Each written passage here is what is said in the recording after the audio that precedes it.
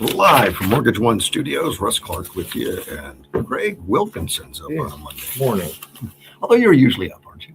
Yeah, I Yeah. do. I am up. Helen was asking me this morning, does Greg have to get up early for this? And I said, no. No, I usually wake up around 4:30. I like to lay there a little bit, but Obviously you're a news hound. well, yeah, I guess so. Yeah, Yes, I as am. far as what's going on in the Well, I try to keep up with Keep what's current. going on, current events, because there's so many things happening. Have you figured out Iran yet? Well, yeah, I mean, it's pretty obvious, I think, to everybody that they're trying to stall to get the best deal so they can stick around, It's and been their history. they've done it, for 47 years, I guess, and But I how am much is it? hoping Trump's not going to let that happen. I get the impression he won't, but who knows what he's thinking. Right. I mean, I think he's not going to bluff. No. But if he finds good reason to put it off because something positive is happening, I mean, that's a possibility. Well, yeah, and I really do believe that he would rather, solve problems through negotiation and Yeah. not have to use the military. But, with Iran, I don't know if I see any other way around it. My understanding is that the Iranian people, by and large, don't really like the regime, but No. they're powerless. Right. I don't think Trump really wants to destroy the infrastructure. I think he's in hopes that there's some other body as something sensible that's going to be able to take that over. Yeah. And you really don't want to have the infrastructure destroyed. Well, I think that's why he's waited, why he gave it this 2 weeks, because he doesn't want to destroy the power plants and everything else, because he knows those will have to be rebuilt by someone. And in an immense amount of time. That's not a quick build. No, they're over several years. I was listening to some commentary this morning about a lot of people on the left are screaming it's genocide, it's war crimes, you'll go to the Hague and all that stuff. But everybody has, and it's perfectly legitimate as a wartime target when it's supplying the war machine. Yeah, it's like, the only thing that's kind of leans towards war crimes are like if you bomb churches, schools, or hospitals, or non-combatants. But and of course the Iranians that's where they're storing their ammunition. But then it's joint use at that point. Yeah, and then it can be hit. But this thing about not hitting bridges or not hitting power plants, that's just that. We never got through garbage. World War II. No, yeah. In fact, when I think it's when Obama, had his 7-month war over there, he hit some of those targets and stuff, and that's pretty much a standard thing. You bring down the power grid, you bring down the bridges, which are their choke points, and that's just standard military tactics. It's hard to build airplanes if there's no power grids. You need to get the power tools going. Yeah, exactly. There's only so many generators. The U.S. Navy seizes an Iranian cargo ship, which was interesting, and I'm sure you've heard of it. Mm-hmm.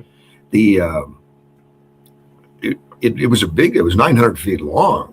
They say it weighed as much as the aircraft carrier. Yeah, it was a big ship. Not armed in any means. No, I don't think so. Maybe other than small arms, probably. Yeah. That's it. I know there's rules about that, but yeah. And I heard it on one report that it was like 6 hours of telling them don't do this. 6 hours of communication. Yeah. That they just were going to run it, and of course, is that something you think was on purpose? I mean, the Iranians want to see and test the waters on running the blockade. Yes, I do. I absolutely do. I think they had been trying to. I think they tried to sneak ships through. They couldn't do that, and and they had to turn around and stuff. And so I believe that they, ordered the captain. You're going to go and just keep going and see what happens. And of course, Yeah, have your life vest on. Yeah, exactly. Yeah, and I guess they blew a hole in the engine room. Or Yeah, something. the Tuska, it's owned by Iran, and it wasn't oil; it was a cargo ship. Right. They don't know what the cargo was. Well, Yeah. it'll be interesting to see what's on that ship, you know. And I know they boarded it and they took Right. control of it. They've got control of it now. The Marines have it, so they take it. But it was interesting. You know, there was video of them shooting the ship, and video of the constant warnings. Yeah. In fact, they said evacuate the engine room. Oh, okay. They told them. I have not seen the video yet, but that makes sense, you know, because they try to do everything they can to spare people's lives before they take final action. So evacuate you would think when they say evacuate the engine room, it says, okay, I give up, I'm turning around. But no, they kept going. I don't know if they evacuated it or not, but they punched a hole in the engine room, and I guess that's bad for the equipment. Yeah. They shot like 3 or 4 times. I don't know what they were shooting at it. But mostly the ships will have 5-inch guns, but that's a pretty big gun there. That would have been more than a hole. Yeah, but it's hard to say if they've got a lot of different. Yeah, they shoot different Hellfires and different things like that off the helicopters. It looked more like a gun, like a 20 millimeter or something that wouldn't have taken. I mean, those aren't armored. No, it would go. Yeah, it would just cut right through it. Yes, they're steel, so it would slow it down a little bit, but it wouldn't stop it at all. It's not going to stop. Yeah, who knows? That 5-inch gun may have been a little bit of overkill. Yeah, I'll have to. Unless they were trying to bring it down or something, or sink it. Yeah, I'll have to look for the video and see what it says. Yeah, couldn't see on the video what they were firing, but it didn't sound like the 5-inch. 5-inch. No, in fact, it came too rapid. The 5 inches. Right. Every 3.5 seconds, I think. Yeah, at most. Yeah. That's their fastest they can go. But they brought it in, and then of course the Iranians were right away outraged, and it's a war crime, and they're breaking the ceasefire. But that was all expected too, right? Yeah. This is just normal operations for a blockade. You know, you give them warnings, multiple warnings, and if they don't stop, then okay. Well, today is the day, I guess, that they're going to be back into some kind of negotiations. Yeah, that's right. Well, I think this is supposed to be signed by midnight tonight. Well, tomorrow's the deadline, right? Well, as it stands right now, it's a deadline. Yeah. It's supposed to be today, and of course, it was on, it's off, and now it's up in the air. Yeah, we don't know. Yes, and the internet is so much garbage in, garbage out that it's really hard to tell exactly what's going on. The only thing that I wait for is the Trump to actually come out and say where they're at, and I know he's kind of very iffy whether the Iranians are going to live up to their word or not. Yeah, but he's talking to somebody that's giving a different signal than what he's getting out there. Let's talk to Gilbert real quick. Good morning, Gilbert.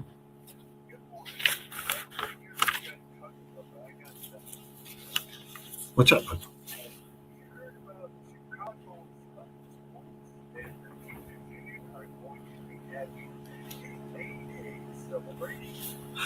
I did not. Of course, that's it's kind of a communist celebration, right? Yeah.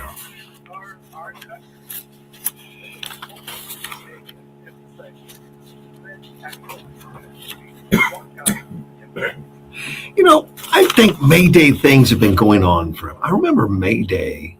I may not understand it as a kid. It was being done. Yeah, but not like what they're doing now. Yeah, May Day. Is that what it is? It's something May different. Day was like maypole and the maypole and all that stuff. Yeah, is that totally different? Yeah, that's totally different. Okay.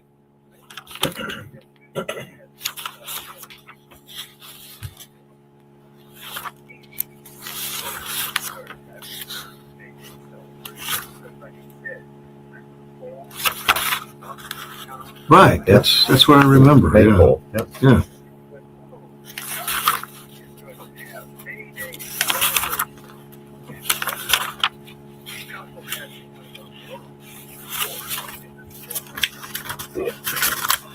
Well, that's not worth celebrating. That's the question: is whether skipping school or attending school is going to make any difference in the children's education. That's one of the sad parts.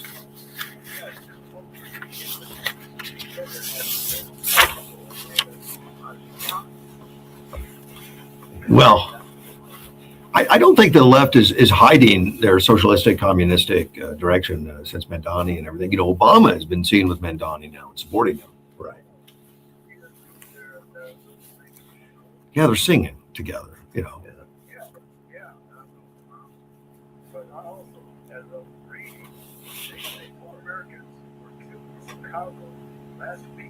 Yeah. Yeah, I didn't know that. Yeah. Oh, they averaged like 25 a weekend or something like that. Some crazy number. Yeah. And in the Iraq War too, more people were killed there than during the last few years of the Iraq War. Oh yeah, we didn't have anybody down the last 18 months or something. Yeah. Up until they decided to evacuate. Yeah.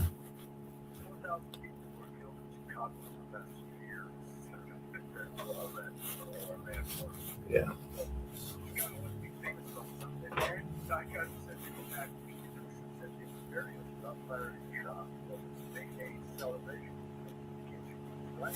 Yeah.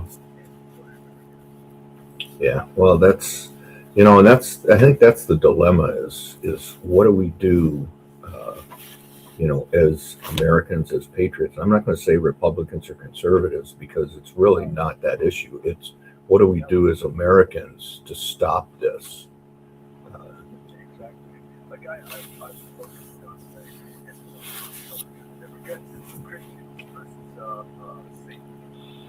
Yeah, a little bit of that.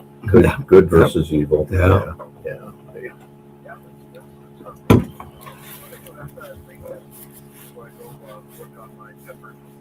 All right. Okay. Appreciate the call. Right. Thank you, sir. Thanks, Bye. Gilbert. It's Mr. Gilbert up this morning. Would have known that. On the peace talk, there have been a spokesperson, the Iranian Foreign Ministry spokesperson, said have no plans for another round of talks. Iran will not go to Islamabad. Iran has no decision has been made. But of course, who's the leader? I mean, is it him? Is it not? I think that's one of the questions.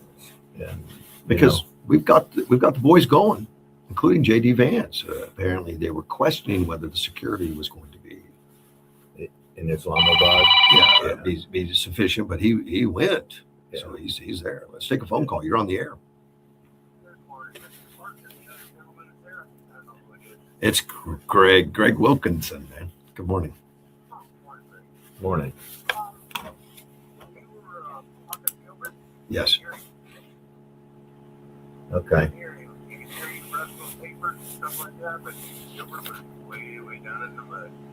Wow. Well, Okay. that's something we'll have to look at. I appreciate the call. Thank you, sir. All right. Bye. All right. Bye-bye. Yeah, have somebody check that because the feed to the internet is the same feed that feeds our headphones. Yeah. So it shouldn't, but anything's possible. Yeah. Anything's possible, but Maybe, it should be. And in fact, I can, maybe you need I to can give it check more, that next more time. juice. I can do that. Yeah. I can do that. Yeah. So whether or not these Iran peace talks are on or not, I don't know. I would worry about security. Oh, I was yeah. surprised J.D. Vance went again after they said they were worried about it, but then apparently there's already a huge security zone already set up, Right. getting ready for the guys. Yeah, and I think they had Pakistani F-16s fly with the airplane in. But yeah, I would be concerned about it too. Well, here's another Islamic regime spokesman, who knows. Following the blatant aggression by U.S. terrorist commandos against an Iranian commercial vessel in the waters off the Sea of Oman, the armed forces of the Islamic Republic of Iran were prepared for a decisive response against the invading American forces. However, due to the presence of some families of the face restrictions in order to life and safety of those who were in danger every moment.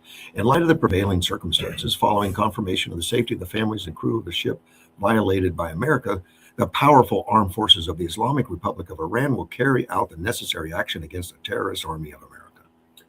Yeah, and that's probably how they got those sailors to push the envelope to try to break the The families? To the families they had. As you know, they're notorious for torturing and killing families These- if they don't The, do what they want. from this little diatribe, it sounds like they're great people caring about humanity and caring about life and safety. Yeah. Yeah. I mean, Well, that's is that their deal? Yep, that's how they survived for 47 years through, you know. Committing atrocities and then blaming atrocities on others? Yes, exactly. That's the war, the battle of the PR. But they seem to relations. It seems to have supported them for 47 years, and 47 years of stalling, lying, making agreements and breaking them the next day. Well, and you had the Bushes and not Clintons, but Obama Yeah. and Biden and stuff. But now they have a real leader in Trump. And I remember there was one Iranian officials that said, "Look, we're going to kidnap people, Americans, and we're going to $1 billion for each one." Well, they have in the past. Yeah, exactly. From Biden specifically. I mean, Yes. Obama started it, but Biden really put it on steroids.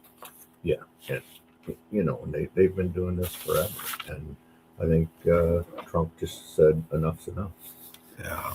Well, it's good. It's such courage. And I'll say again, this is he really sticks his neck out.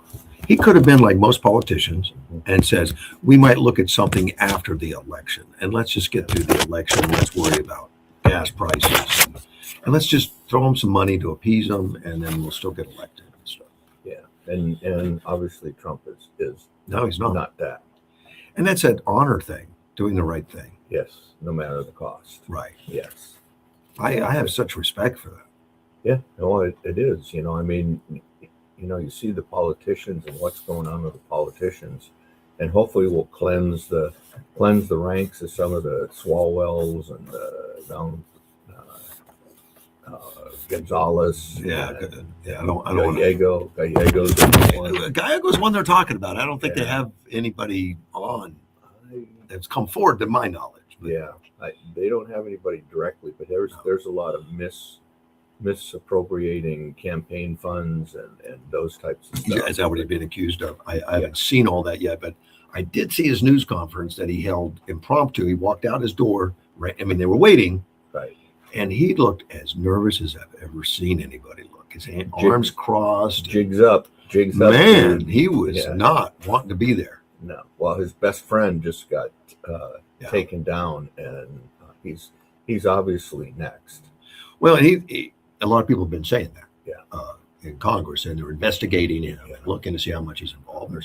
There's some that are pretty sure he is, but I don't know what they're not saying how they say that or who it is or what he's done. Well, he's got his track history of leaving his wife when she was pregnant for his girlfriend. I mean, that was a campaign issue too. Yeah, it didn't seem to faze anybody. Well, yeah, and I kind of get that. You never know what's really going on behind the scenes, right?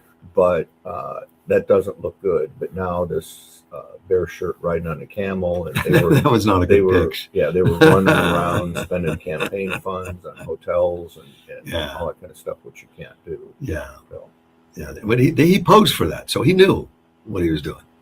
Yeah. I guess you throw him in the category of being not smart, low IQ. Is that the right word? Low IQ when you do stuff like that. Yeah, that would be a Trump tag. Yeah, yes. a favorite of Trump for Trump, a Trump tag. Let me see Trump's comments. I'm going to read some of his comments on the Iranian ship. Trump says today an Iranian flag cargo ship named Tosca, nearly 900 feet long, weighing almost as much as an aircraft carrier, tried to get past our naval blockade. It did not go well for them. The Iranian crew refused to listen.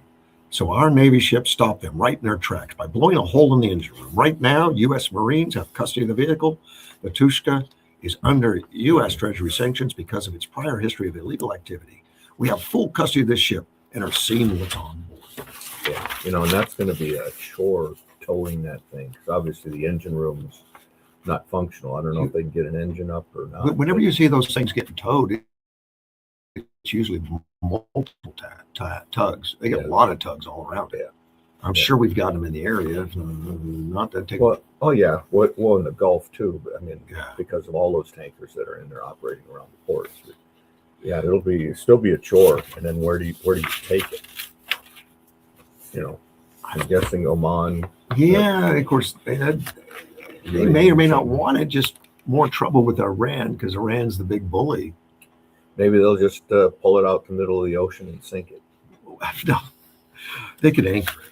They could just anchor offshore. Yeah, but it depends. It's going to depend upon what kind of cargo is on board. They don't know. Well, that's in fact they're in this article here. They're talking about. They say it's been the Tuska has been sanctioned at least 2020 for links to Iran's state shipping conglomerate. The vessel has recorded supporting activities prohibited under international law. right. Because they've been supplying probably the Houthis and Hezbollah is what that is. Yeah. Illicit oil. Of course, I don't know how they put oil on that unless it's in barrels. And rockets for Hezbollah is a suggestion. So, Well, of course, that's the first guess that it was some sort of. But I would guess not because they set it up to be captured. I don't know. Did they think they would break the blockade? I just got a feeling they're so arrogant and they've gotten away with everything for so long that they probably thought that the U.S. would not take the ship See, down. I would think they'd put like humanitarian aid on it or something. And Yeah, say it was as evil Americans, shot up a Red Cross mission.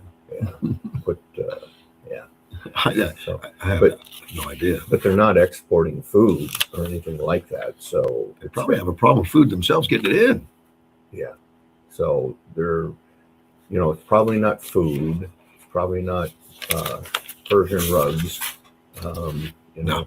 So I think it would fall between some sort of contraband or weapons and arms of some type. Well, imagine they haven't been able to get much to Hezbollah, and Hezbollah's been firing off a lot of rockets. Right. And the Houthis. Mm-hmm. Houthis stuff doesn't seem to work as well. Well, I've read some things about the rockets and what they make them out of, and it's kind of like they use water pipes and Right. sewer pipes and those types of things. So they're very crude. I mean, they basically try to get them airborne and land in the general vicinity of some. Yeah, they don't care if it City or hits, whatever, just got to hit something. Yeah. At least that's the impression we get. But they still have drones too. They're having some of those drones. Trump's going to read some Bible verses today from the Oval Office. Oh, okay. And they're getting some negative press on that a little bit. Wow. Let me see, today at 6 p.m. tonight, he's scheduled to read scripture via video message from the Oval Office. And Trump, according to organizers, is going to read 2 Chronicles 7:11 through 22, which includes a frequently quoted verse 14. If my people, which are called by my name, shall humble themselves and pray and seek my face and turn from their wicked ways, then I will hear from heaven and will forgive their sin and will heal their land. Apparently, that verse also gained public attention when the Cowboys for Trump founder, Corey Griffin, prayed over the crowd January 6, 21 at the U.S. Capitol riot. Yeah. And apparently same thing. But it goes back before that, according to Christian Post, soon after the 2016 victory, Anne Graham Lotz, Billy Graham's daughter, said it was a sign that God was answering the prayers of his people, just like in 2 Chronicles 7:14. Yeah. So that's his designation, because I guess this is a call to have everyone read the Bible. Yeah, well, I would think you'd probably read something out of it. Exodus, let my people go. And the plagues and stuff in order to let the Jewish people go, to let the Iranian people go. That's what I would think would be. According to some evangelistic Christians, such as Margaret Susan Thompson, she said the verse has been seen by many evangelical Christians as a justification of calling upon God to bless their nation. Then this article starts talking about some of the integration of Christian language. Jimmy Carter, President George W. Bush have integrated religious convictions and their mindset, during their presidency, Right. Goals for the nation. The problem is when it is prescribed for the entire nation as normative, as a mandatory, as a religious kind of doctrine, and that's according to Margaret Susan Thompson. Again, she's a professor of history and political science. I don't know if that's what's really going on. I know there was a call to prayer, whatever. I don't think it's mandatory. To join the president during the reading will be Secretary of State Marco Rubio, Defense Secretary Pete Hegseth, and Chief of Staff Susie Wiles. Which I guess the left is trying to make a big deal out of it, that they're putting too much on religion. And then they state that he's got religious problems because of Pope Leo. Oh, they're trying to draw those things. But, the Pope kind of has gone out on one side, and he was critical of Trump before he became Pope. Yeah, apparently he deleted all his accounts, his social media, but Trump found them and copied them. Right. And apparently he was an anti-Trumper, Trump derangement syndrome guy. Yeah, and that's it's unfortunate, It is unfortunate. I don't have the leader of a major Christian religion, and with all this. I guess you say he's a person, so he has all these flaws and all that kind of stuff. But the things that he says are just wrong, and he doesn't speak up about October 7th or the tens of thousands of innocent people that were killed in Iran. Yeah, like they say up to 40,000 possibly civilians. This thing about raping the women before they kill them, so that they're not virgins, so they don't go to heaven, and all this stuff. And the Pope's been silent on that. And I don't understand that. Apparently, Pope Leo has been spending a lot of time with Muslim leadership, which is fine with me too. I mean, he should. He should. Yeah. Have all that stuff, but he doesn't say anything negative about that kind of thing. But he jumped on Trump real quick, and of course, being Trump, he has to retort right away. He said the president criticized the Pope. He said, "We don't like a Pope that's going to say it's okay to have a nuclear weapon." I'm not a fan of Pope Leo. I don't think that's trashing him. No, it's not. But there was people that just thought, "No, that's over the top." Yeah, it is. It is unfortunate that Pope put himself, but really at the beginning of his, I don't want to say term because it's a lifetime thing. Well, it can be. He's kind of put himself in, I guess, in a very minimal minority position and stuff where he's, can't figure the right words, but he's put himself in a very bad position. Leo? Yeah, for the Catholic Church, and he's not going to be paid attention to, and by a lot of people now. Well, and I've heard a lot of people say that Trump just lost the whole Catholic vote and all that stuff. I don't think he was really trashing Pope Leo. He was just saying, hey, look, you don't know foreign policy, that's my gig and all that kind of stuff. But I don't think he was bad at all.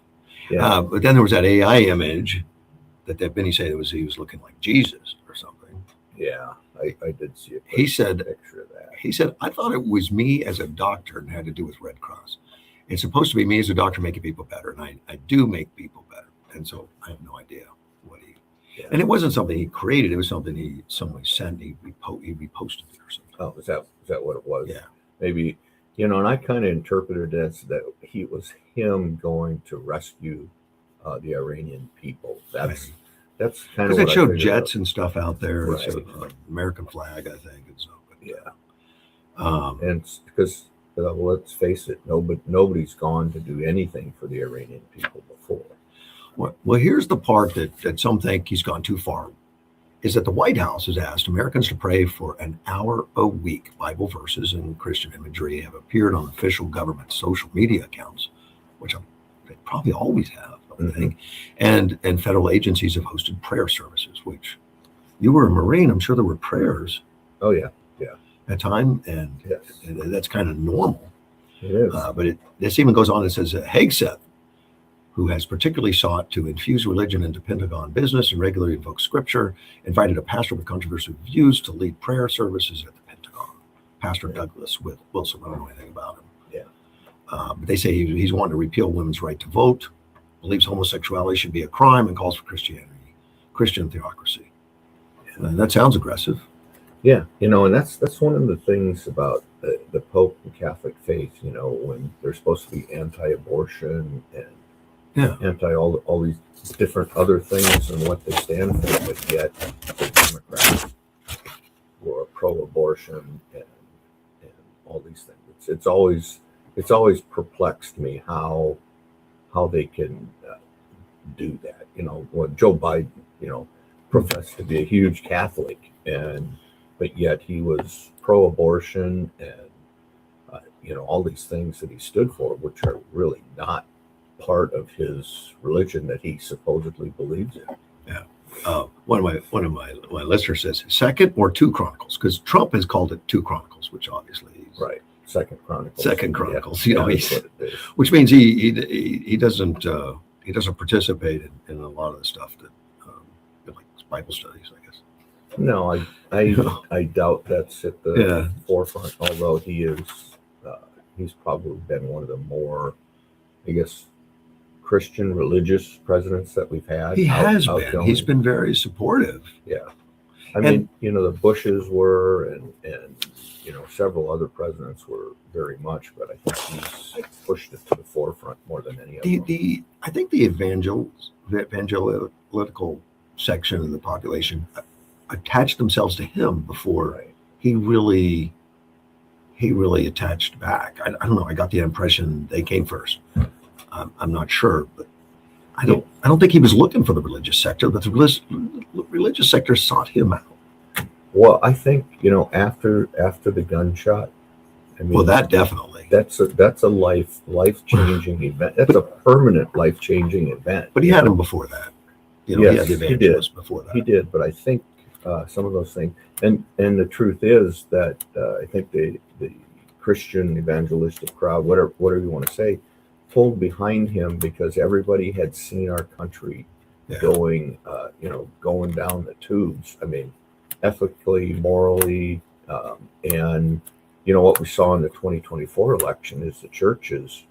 If we saw that here, 28 churches came in behind Trump because of what he stood for, or maybe more what the Democrat Party stood for.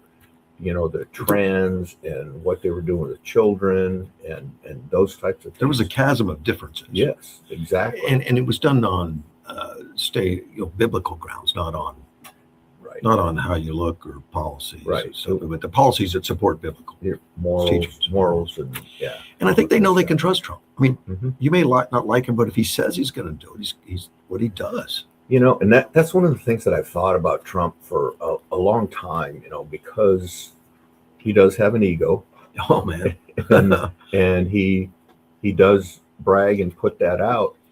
But maybe that's what you need to overcome this deep state and the problems in D.C. that you really have to be a mega type A to survive and keep going in this environment. It's obvious the left has been so scared of him since he came down that elevator because he's self-made. They didn't make him. Yes. You don't own him. Right. He owns himself, and they were afraid of that. Yeah.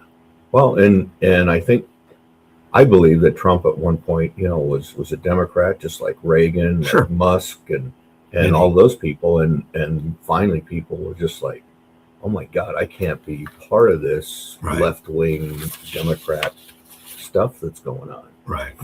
Yeah. And I think that's right. But since I read that about the religious thing, a lot of conversations have come up about the resurgence of religion. Yes. Yeah. It's all over now. It is, and it's not. I mean, I've noticed it in Yuma, obviously, but it's throughout the country, throughout the world, probably. Wow. Gallup has started doing some checking on that, and they started doing some polls. And Gallup apparently has been doing it for decades, asking about the importance of religion in their lives and tracking that for both sexes and across various age groups. And with the exception of an increase from 2010 to 2013, there was certainly a case amongst men ages 18 to 29 going down, but no longer. That's changed. Young men stating en masse that religion is now very important to them. In 22 to 23 was only 28%. But that number now for 24-25 is 42. Yeah. That is not a small number. Right. And I think part of it has to do with Charlie Kirk.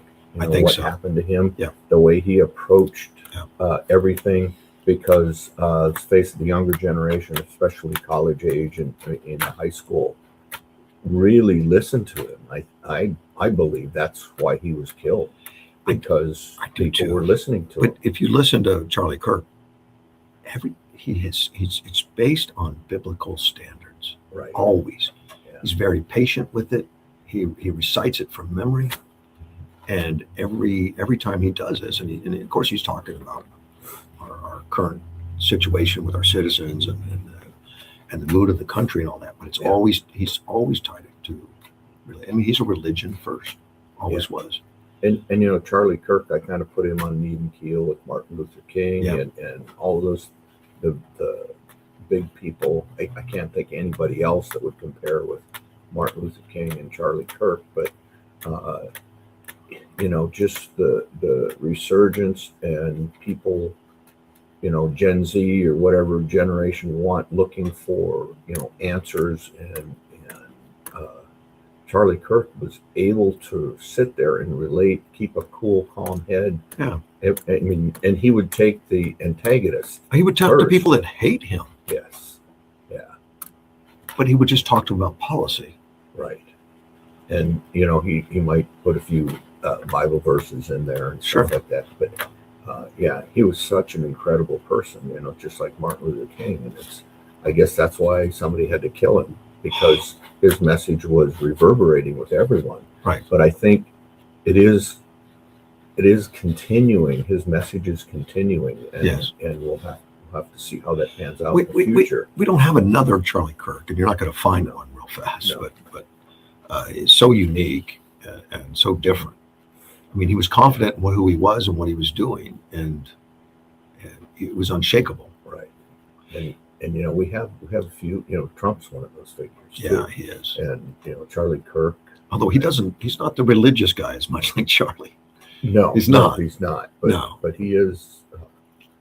I guess he's on the side of good versus evil. Well, his history in New York always was. He was always the guy that would give charity and don't tell anybody. Yes. And help with community projects and help with government projects, and just because that's what he did. But he was also a builder and a ruthless businessman. Yeah. While we mentioned men in this, you notice we just mentioned men. Apparently, women are lagging, and they're only 29% reported that religion is very important to them for the same time frame that the men were 42%. Well, why do you think that is? I don't know. I mean, my feeling, and they were at 52% in 2000, 2001, and that's what I thought, that more women went to church, because that's what I remember from my youth. Whatever, there was always women, which I admired. They were at 52% in 2001, and down to 29% in 25. At the same time that the men have been making a big turnaround. I don't know what that is. Is that Charlie Kirk? Is that because a man showed the way? I don't know, but Charlie Kirk, I think, was an inspiration to men and women. So I don't think it's necessarily that. Well, the women weren't decreasing more. It was just that's where they're down to. Yeah. Well, I think the negative influence is the media and this left wing nonsense. How they're I guess, in my mind, denigrating women. Because they want to be trans, they want to be a man and stuff, and maybe that has something to do with it. You look at these protests that are out in the streets, and it's mostly white women. Yeah, it is. And and that's unmistakable. Everybody can see that, and it's like, okay, how did we get here? Because I think there's just so much things going on in the media denigrating white people, white women, and stuff, and I even I listened to, I can't even remember who the lady was, but she was like appalled that 53% of the white women voted for Trump. And she's saw that. How could you do that? And it's like, well, it's easy, and it's what they believe. I mean, they're set on. And since you mentioned the reason, the rationale, it was brought up that, not in this article, but in others that I've read, that many of the resurgence of the men is because because they have been, chopped up at the knees, particularly white men. They've been Yes. they've been saying you're not a victim, you're toxic. Toxic masculinity. Yeah, and so they're going to the churches, which I find, I wouldn't have been the results I would have thought, but it makes sense now. Yeah, it does, because they're not accepted. Yeah, at all. Church attendance has shot up 7 points between 23 and 25, and it's hitting 40%, and that's a big number. I mean, it's not. I mean, our history has shown it's been bigger at times, right? Of course, but and it says it's a bipartisan vote. So they broke out the party affiliation of it, and I see it says men was 7 points for Republican men, up 7 points for Republican. From 45% in 23 to 52%. So when you break it out by Republican to Democrat, 52% of men are religion's very important to them. That makes sense. So and then on Democrat side, they had an increase of 3% all the way up to 26. They're half as much, right, as Republicans. I guess that makes sense. Maybe that's why we have problems in our country that we do. I would think so. I think so. And I was shocked to see that. I didn't think there would be that big a spread. Yeah. It said not only did 24-25 see a spike in religious attendance, we saw its highest recorded identification with specific religion affiliation, 63%, since 2013, of course. Higher records to beat, including the decades-long 80% in 2000 to 2001. But what I hope happened is the Democrats take back their party from the left-wing zealots. I really, the days of John Kennedy and as much as I don't like Bill Clinton as a person, I mean, he did a pretty good job as president, running from this, being towards the center. And we've lost that in the Democrat Party. So and there are good Democrats here. I mean, there's a Democrat I'm voting in the next election. How dare you? I'm going to do it. Is it Henry? I don't know what Henry. Henry's our next Swalwell. Everybody's got to have a Swalwell. Well, so I think Valenzuela is our Swalwell. And I just bring that up because I know you know him real well. You worked with them, and you did a lot with them because you were city administrator at the time when he was very active in the police. No, he wasn't active in the police. He was active in the promote Henry Valenzuela category. I think both are true. And with girlfriends and all that stuff. Yeah. And some of that is recorded in police. Files. It's pretty well known. Yeah, it's well known within the police department and the city, and now I think around the city.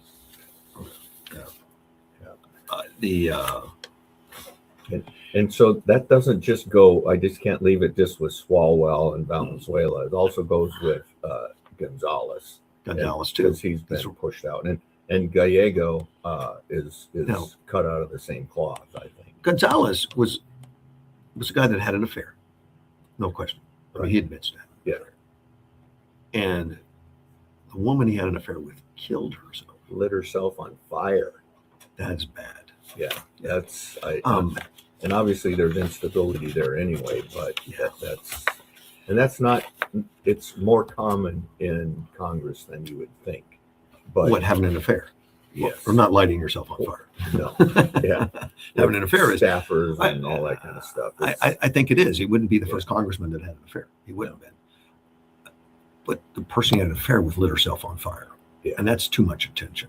And there's no understanding. I mean, I don't think we know, or it's been written as to, he had anything to do with causing her to have that kind of stress or not. Don't know. Doesn't matter. Well, there was some, and I will give you this. There was something wrong there before, but to go to that extreme. But he did the right thing to step down. Yes, he did. Yeah, and Swalwell was really forced out by everybody. But that's what Gallego needs to do. That's what Valenzuela needs to do. Well, and I would like to see something come forward from Gallego before I make that determination. I mean, do I believe that there's a good chance that he was involved in the same activity that his best friend was. There's a good chance.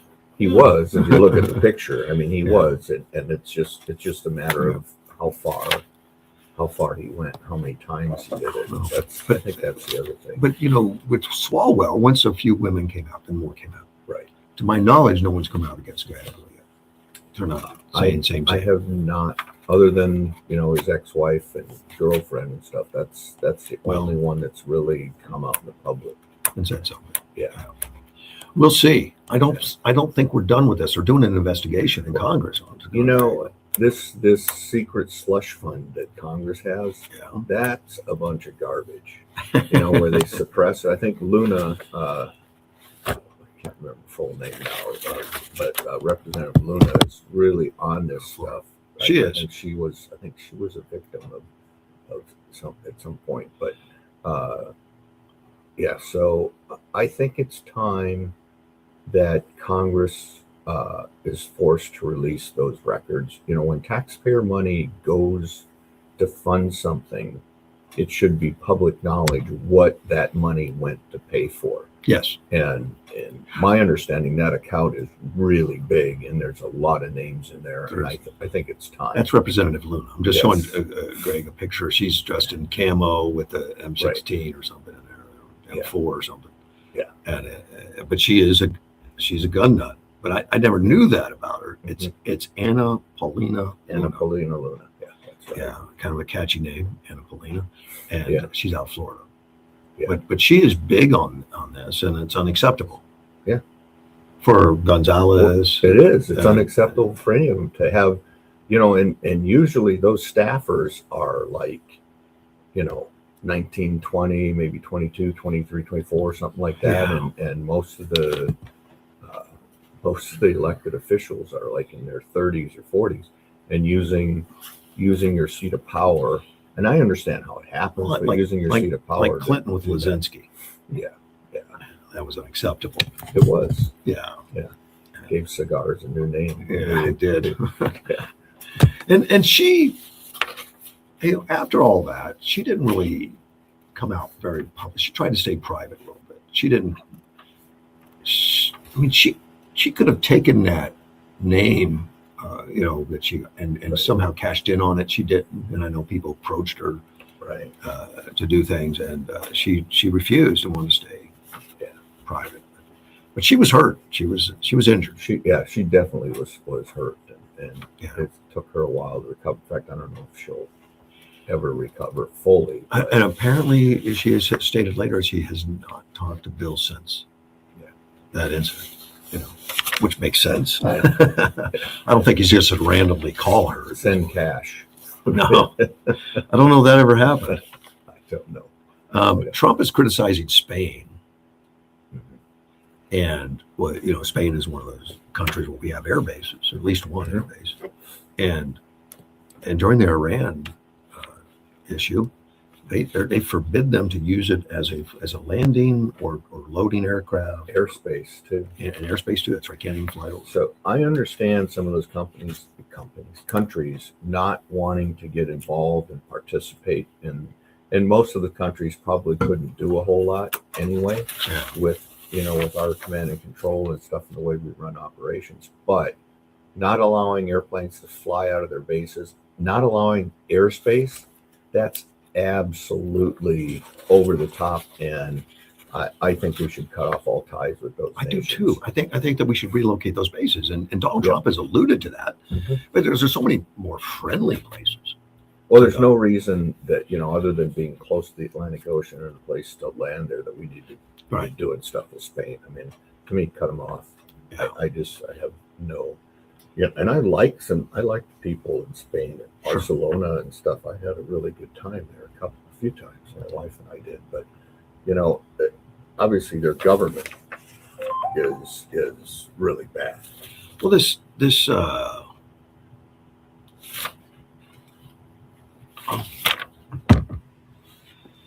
Helen reminded me that I can only see the back of your head. I had the wrong camera on. Thank you, Helen. Is that my good side? Yeah, back well, here? yeah, that's your good side right Was there. that a hint? That's my good side. No, I didn't flip cameras. Yeah. I needed to. The Prime Minister, Pedro Sanchez of Spain, a little article on him talking about his motives. He's being questioned by critics on his stance and all. But he's taken a belligerent stance against the United States and Israel, military campaign against the Iranian regime, forbidding the U.S. from using its military bases in Spain to refuel aircraft, prepare for military action.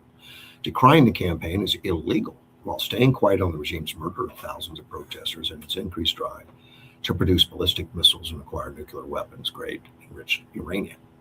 He says, we are not going, this is Pedro Sanchez, the prime minister, we are not going to complicit in something that is bad for the world, and it's also contrary to our values and interests, just out of fear of reprisals from somewhere. No to the war.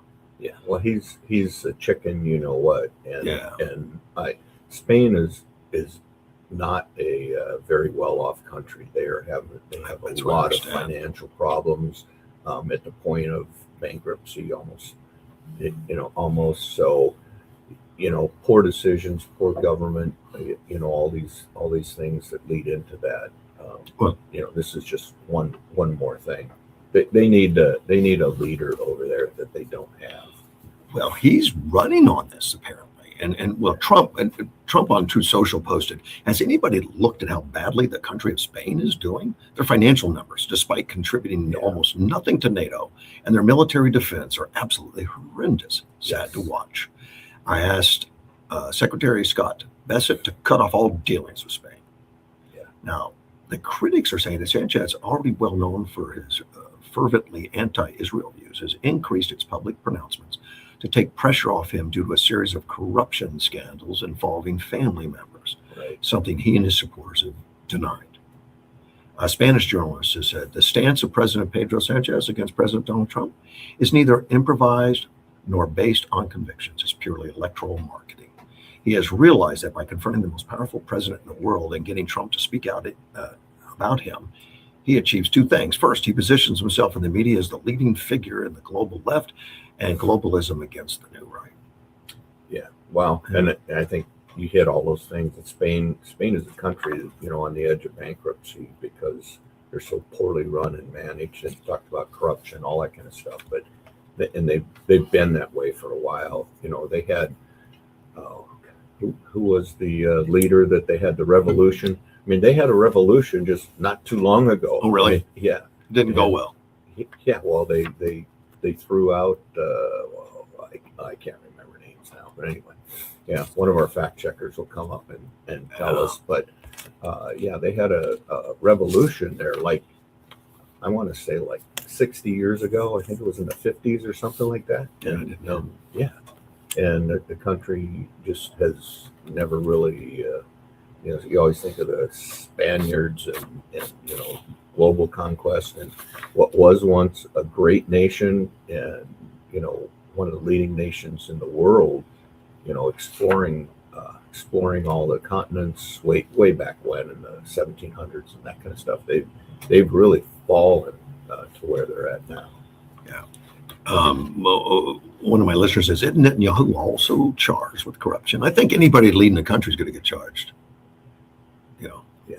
Look what Trump's been charged with. They had to make stuff up to charge him. But I have no idea what this Pedro Sanchez is being charged with. In fact, it says it's stuff that would more to do with his family, according to this article. And I have no knowledge beyond that, what it is. But some corruption scandals that involve his family. But who knows if all that's true? Yeah. So it was Franco Okay. in Spain that was overthrown. He didn't die till 75. So we're talking,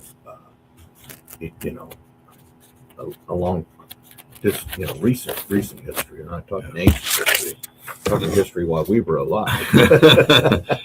Ancient. Yeah, which is getting close to being ancient. I'm gonna say I'm ancient. Not yet. Not yet. No. Like Trump said, he's not a senior citizen. So. Yes, he is. You can get a discount at McDonald's, man. Yeah. I wonder if he takes the 10% senior citizen discount. Do they have one at McDonald's? I don't know. I don't know. I think I'll ask next time. Well,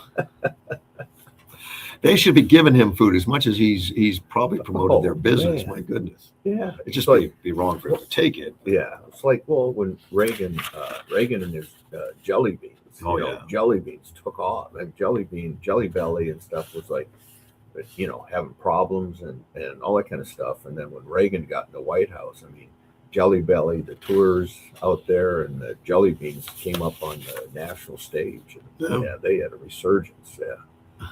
Yeah, it's like YMCA Village People.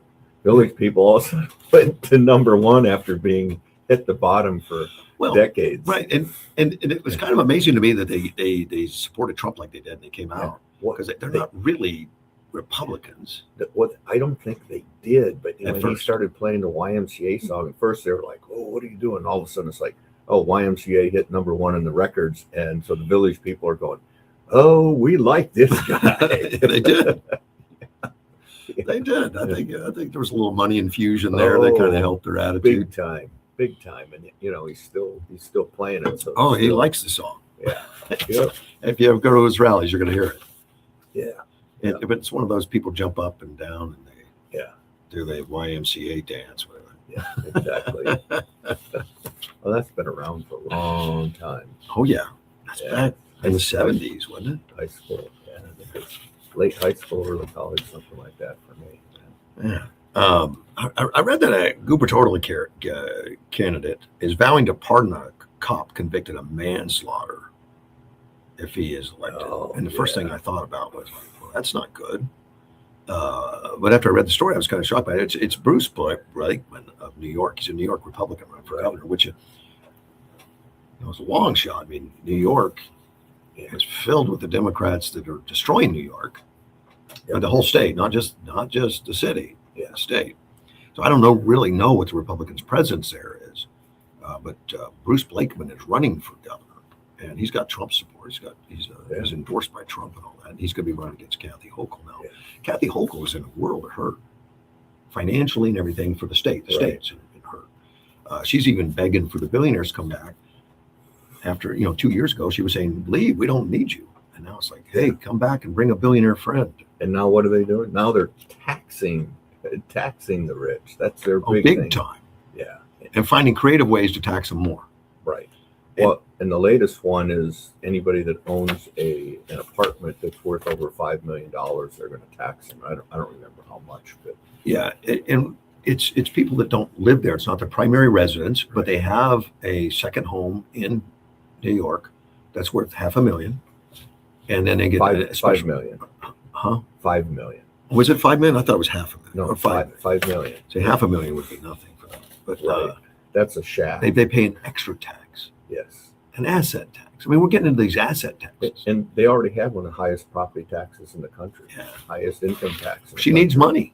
I mean, they're giving it away to learning centers. Yes. And to illegals and all these other programs. They need money. Yeah. And Trump is going to start cutting all these people off that are cheating. Yes. Because a lot of the things that the cheating that was going on is on Medicaid type issues. And in Minneapolis, those Leering centers, that was a federally supported program, which means the state administered it. They made sure it was correct. And then the state the feds chipped in and paid their part of the bill. Yeah. And that's been cut off now. Yeah.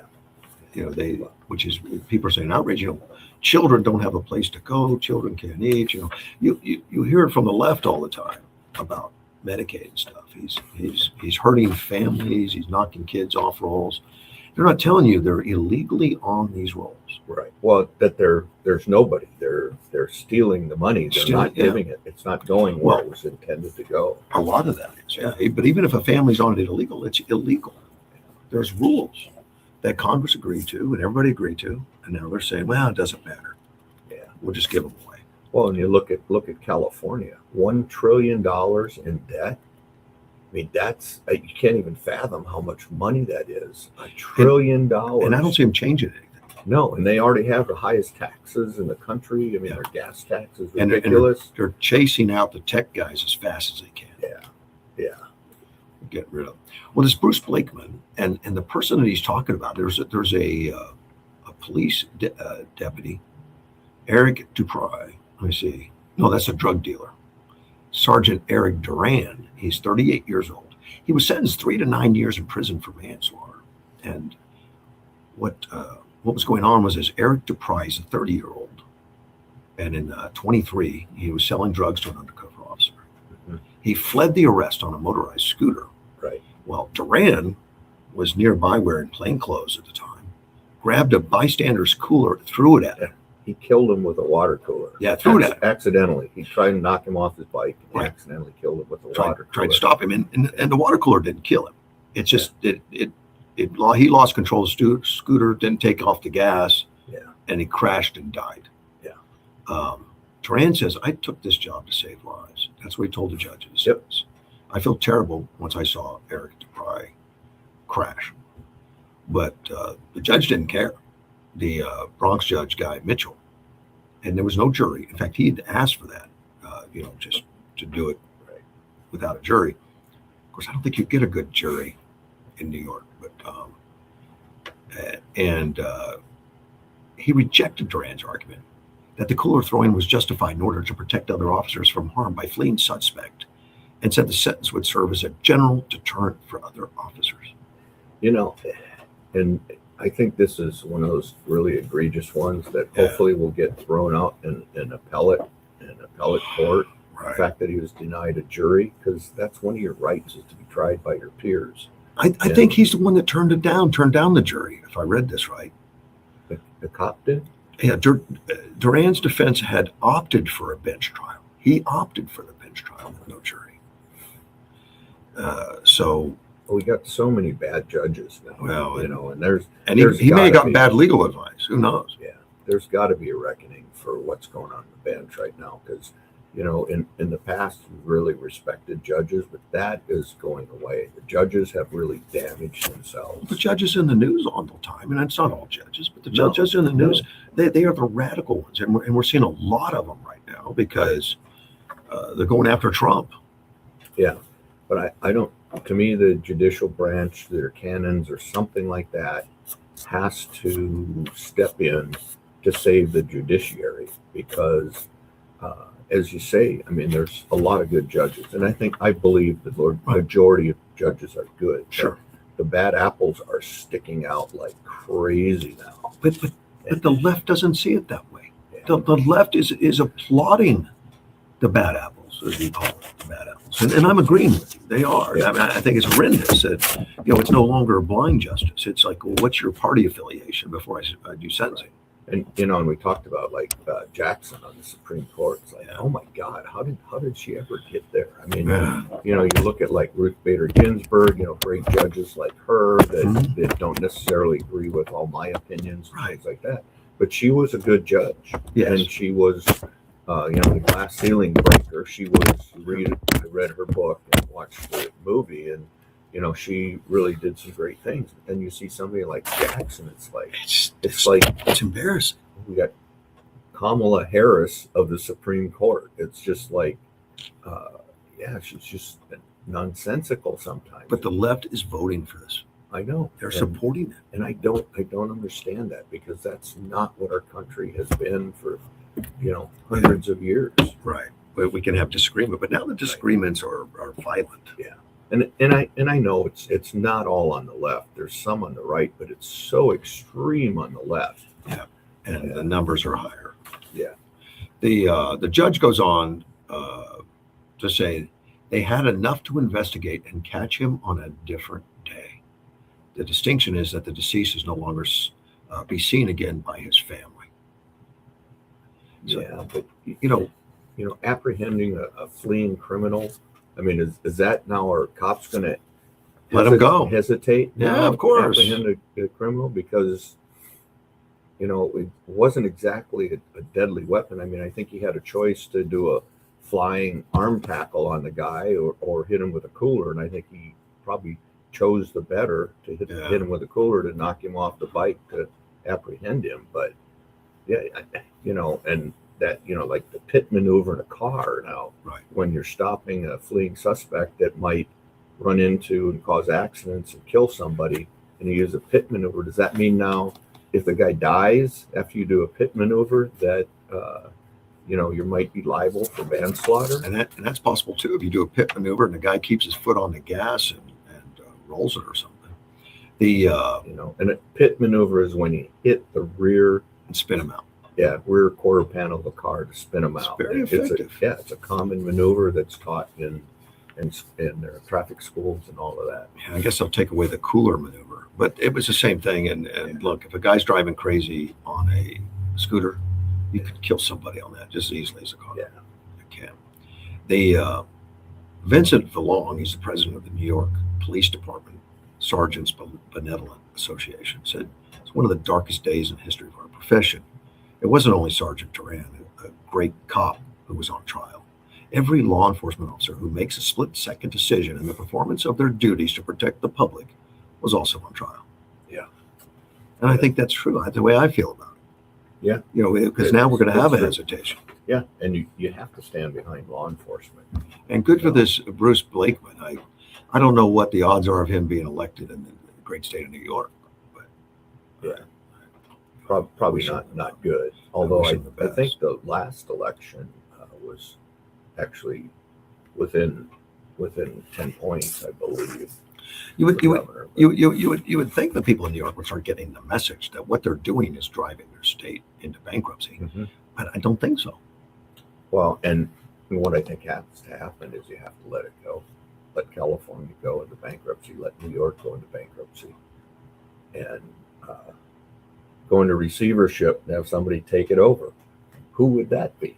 I don't know. Trump. Yeah. You have Elon Musk take over California, but See, hopefully they'll elect a Republican governor. It could happen this time. it could, but with Swalwell gone, Yeah. it's not. There's not so much of a split of the vote. Yeah. He was the highest popular. Remember, Swalwell's name is still on the ballot. Oh, they can't take that off, can they? Nope, they can't. Although I'm guessing Newsom will Find a way. try to do something to remove his name from the ballot, even though it's too late. Now, look, Greg, I'm in here having a good time talking to you, and my fact checker's sending me stuff that's just not happy news. Okay.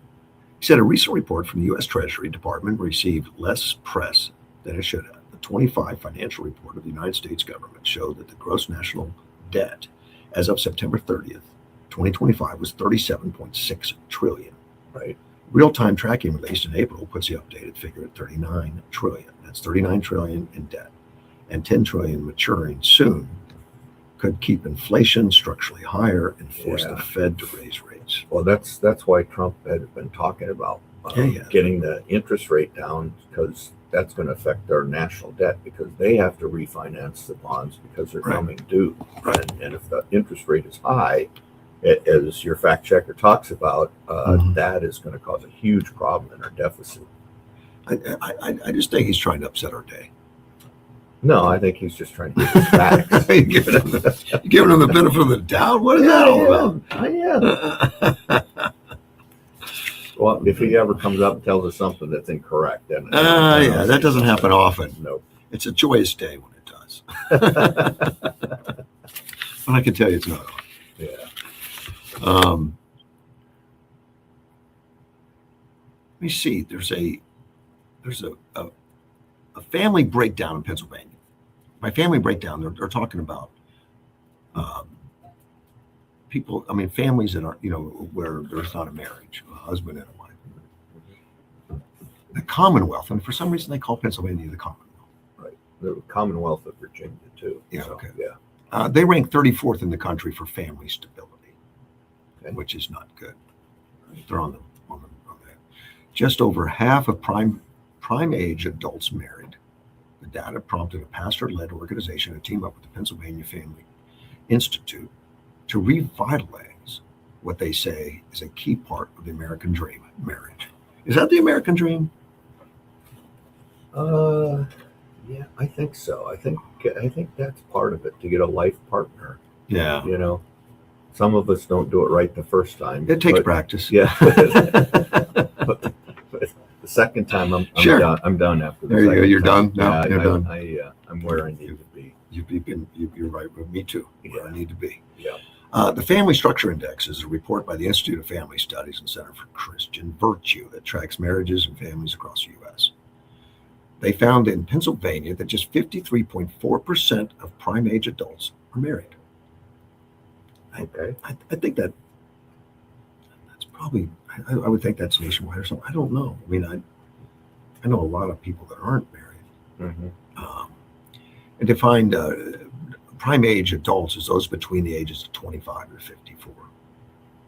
And in Utah, the state ranked So first. wait a minute. Does that mean we're not in our prime? We are not in our prime. I thought I was just entering my prime. I'm doing my best to hang on to any remnants of the prime that I have. This stands up. And Utah is number one. Yeah, that figures. Yeah, where 65.6% are married.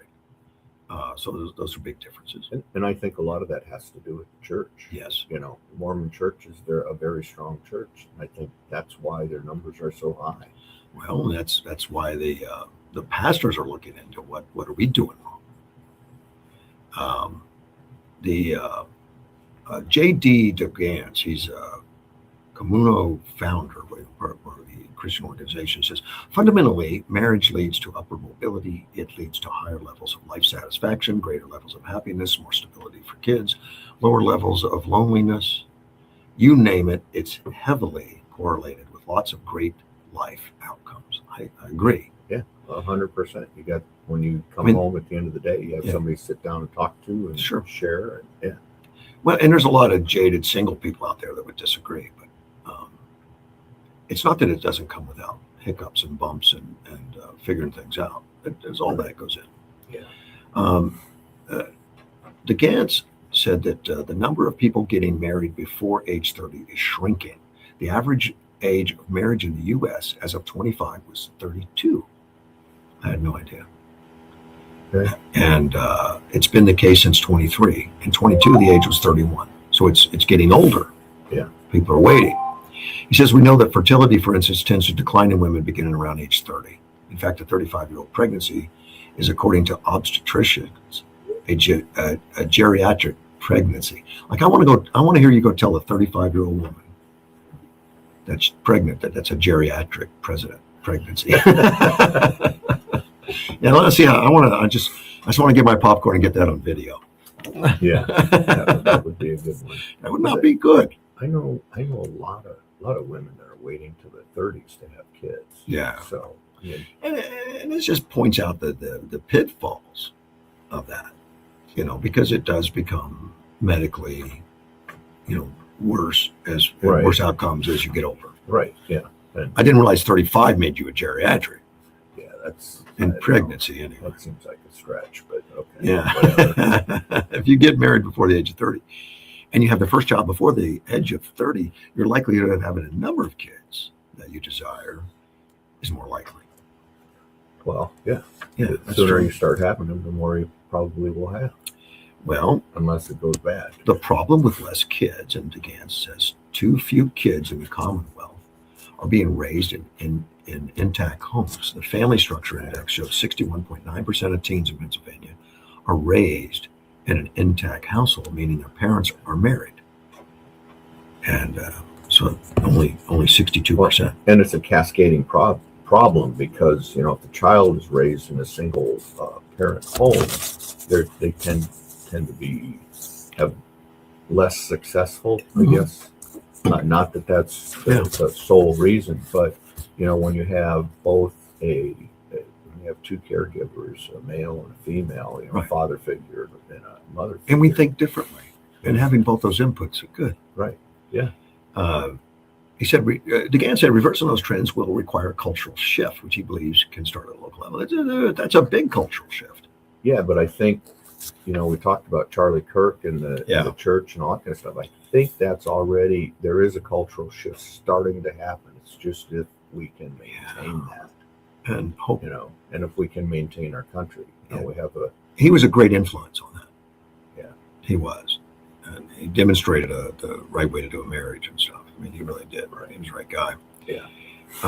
In fact, Edward knew him. Okay. And Edward knew him since met him when he was 19, I think. When he was first going, and Edward helped him with some stuff. Okay. But he'd go out with him and his wife, and he would get shut down if he ever started to talk about business because they want to talk about family only. Okay. And when they have dinner and stuff, and that's Yeah. Yeah, he was a very, very family oriented guy. Yeah. And Edward had great respect for him. He says they're now teaming up with Pennsylvania Family Institute to help families in Pennsylvania. I don't, how do you make that kind of cultural shift? How do you, I mean, that's got to start at a local pastor level. You know. Yeah, I think so, or just an organization or something. But yeah, somebody that wants to see the issues with welfare and all those other things. Well, yeah, welfare supports single families, right, and that's I think that's probably one of the big problems. I've known people that don't get married so that they don't cut off their financial contributions. You by get the federal government. so many hundreds of dollars per child, right? And so you have more children to get more money, and somehow that's supposed to work. So the federal government has promoted single families. Yes. The president of the PFI, the Pennsylvania Family Institute, says the data makes clear that when families weaken, communities feel it everywhere. We know the solution doesn't start in Washington; it starts locally. By empowering and supporting churches with practical, results-driven strategies, we're going to lead a movement that strengthens families in our Commonwealth and reduces the need for government intervention in the first place. I'd like to see the plan to pull that off. I think that's admirable. I agree with that. I think that could work. Well, they said if things don't change in Pennsylvania, the state could see younger residents leave. The number of adults ages 25 to 29 in Pennsylvania declined by 5.4% between 2020 and 2024. So they're worried about a future where they have kids, that it's going to rob Pennsylvania of people that are growing up and raising families. So they probably got a lot of work to do. They probably resemble every other state in this country, maybe with the exception of Utah. But, yeah. I have no idea where Arizona is, but I don't think we're Utah. No, but I don't think we're Pennsylvania. No, I don't think we're somewhere in the middle. But yeah. I mean, we have a lot of Hispanic culture, and that's very pro-family. Pro-family. There are the Mormons that are here. That's pro-family. Pro-family. So I would hope we would be towards the upper middle someplace. Yeah. Well, I've been involved with Church for the City, and they really push the Bible studies, right? And I'm taking a marriage Bible study, which I think has been productive as all get out. Yeah. But I remember when getting married years ago, it took a long time. You had to get a marriage license. You didn't get a marriage license just by walking down and picking one up. Yeah. Well, to get a pastor to marry you, yeah, you'd have to go through some studies, some classes. Right. Ask a lot of hard questions. Yep. I imagine that does happen in some churches, but I don't know if it's as common as it was. I don't know. I know I had to go through a couple classes when I got married the first time. Yeah. Yeah, and we now with Nicole, she just schools. So yeah. That works just as well. It does. Yeah, I imagine Nicole would like Representative Loon also. Oh yeah, very much so. So when she had the gun club, that the largest gun club in the country was right here in Yuma, women's gun well-armed women. Well, yeah, well-armed women back then. She had 180 women, I believe. So they did a lot of benefits for like Amberley's Place and the different battered spouses organizations. And yeah, she is very. In fact, one of the things that I think she enjoys most about her work is she mentors other people, and so I think she's doing well that she's mentoring, and she's done a lot over the years, and they call her all the time. And that type of mentorship or these things, with the churches going on and helping people into marriage and things like that. She was very big into that, and she helped. I believe she helped a lot of organizations and people around here. Oh, I imagine she has. And that's outside of what she really does for work. She's an aggressive, unafraid to share her opinions. Yeah, but we need a lot of that. We do. Yeah. Not the Marjorie Terry Greene, which at one time I thought maybe she was like that too, but she is. But man, she's flipped all over the place now. I don't know what's going on with her. She went off the wall, off the edge. I don't know what happened to her. Yeah. There's a couple like that. What was the one black lady that used to be really good? Oh, I know the one that was a turning point. Yeah, and she's gone like crazy. I know she goes after issues that, like, why? Yeah. Like Macron's wife is a guy. Yeah. And I'm going to prove it, and I don't get it. Why? Yeah. What? How does that better anybody? Well, it gives her a lot of hits on social media. Yeah. And I mean, she was I thought she was like really good. And I like her a lot. She was well spoken. Yeah, and all of a sudden she just went. I'll remember. But now I'll remember her name when I get off the air. But yeah, now she's gone into, I guess, oblivion and forgotten because she's. I don't know. I think she's still hot on the social media though. I mean, she gets a lot of hits. Yeah, but and that's what she was after. Yeah, I don't know what's happened to her. But like her, Tucker Carlson. Yeah, Carlson's gone very anti-Trump. Yeah, well, anti-Israel too. Yeah. I don't know. I don't know how you can. He thinks the thing in Iran was totally wrong. Yeah. In fact, he gave a lot of predictions that didn't come true. He said the U.S. He specifically said that the Abraham Lincoln was going to be sunk. Yeah. Well, I don't know. I don't understand. I really like. I like him too. I did. And all of a sudden, I guess Glenn Beck hasn't been as bad, but because some of the things just kind of like. Yeah. They just got caught up in themselves. I was kind of questioning Carlson when he first started speaking so highly of Putin and all that kind of stuff. Yeah. I was like, what are you trying to accomplish here? Yeah. It's just. I don't know what happens to people. Like I know some people as they age, they get bitter. Yeah. Like you've seen them here, the bitter old men syndrome. Yeah, I'm one of them. Yeah. No, you are not. You do see that. Though. Yeah, we have them here. Oh yeah, they cause all kinds of. Well, you had a guy named Jack Kretzer that hung around you for a long time.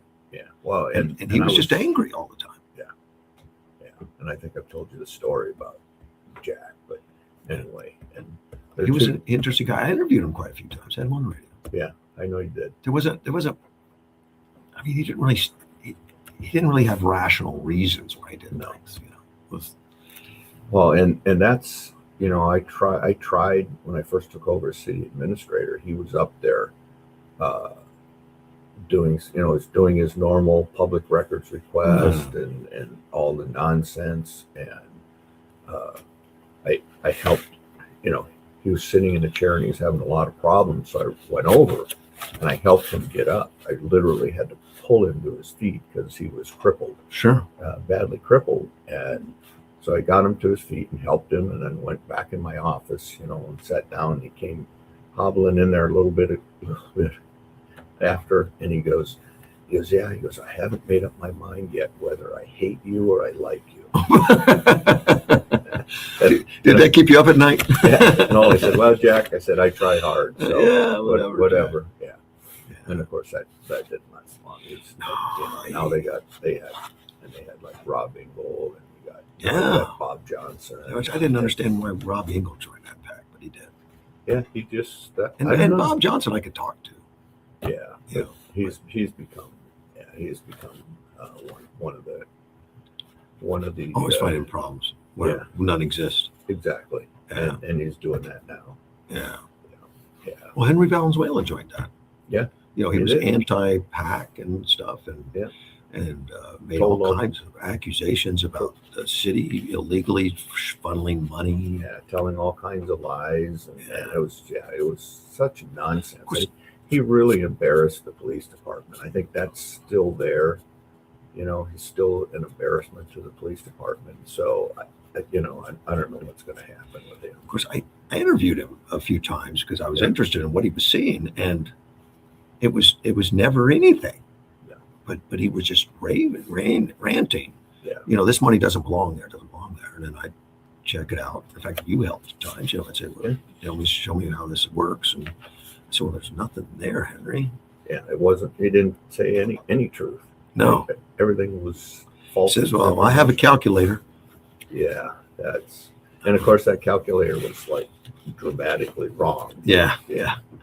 Well, it ends up the PAC was just a great program for us. Yeah, and it's like right now. And Smucker Park was right up there at the top, but that's kind of taken a back seat. But yeah, the PAC right now is probably the main park and rec facility that's really, you talk to young kids, they want to play at the PAC. I know. It's wonderfully done. I've been there, and where they got those four ball diamonds, where you can walk around and see them all actually.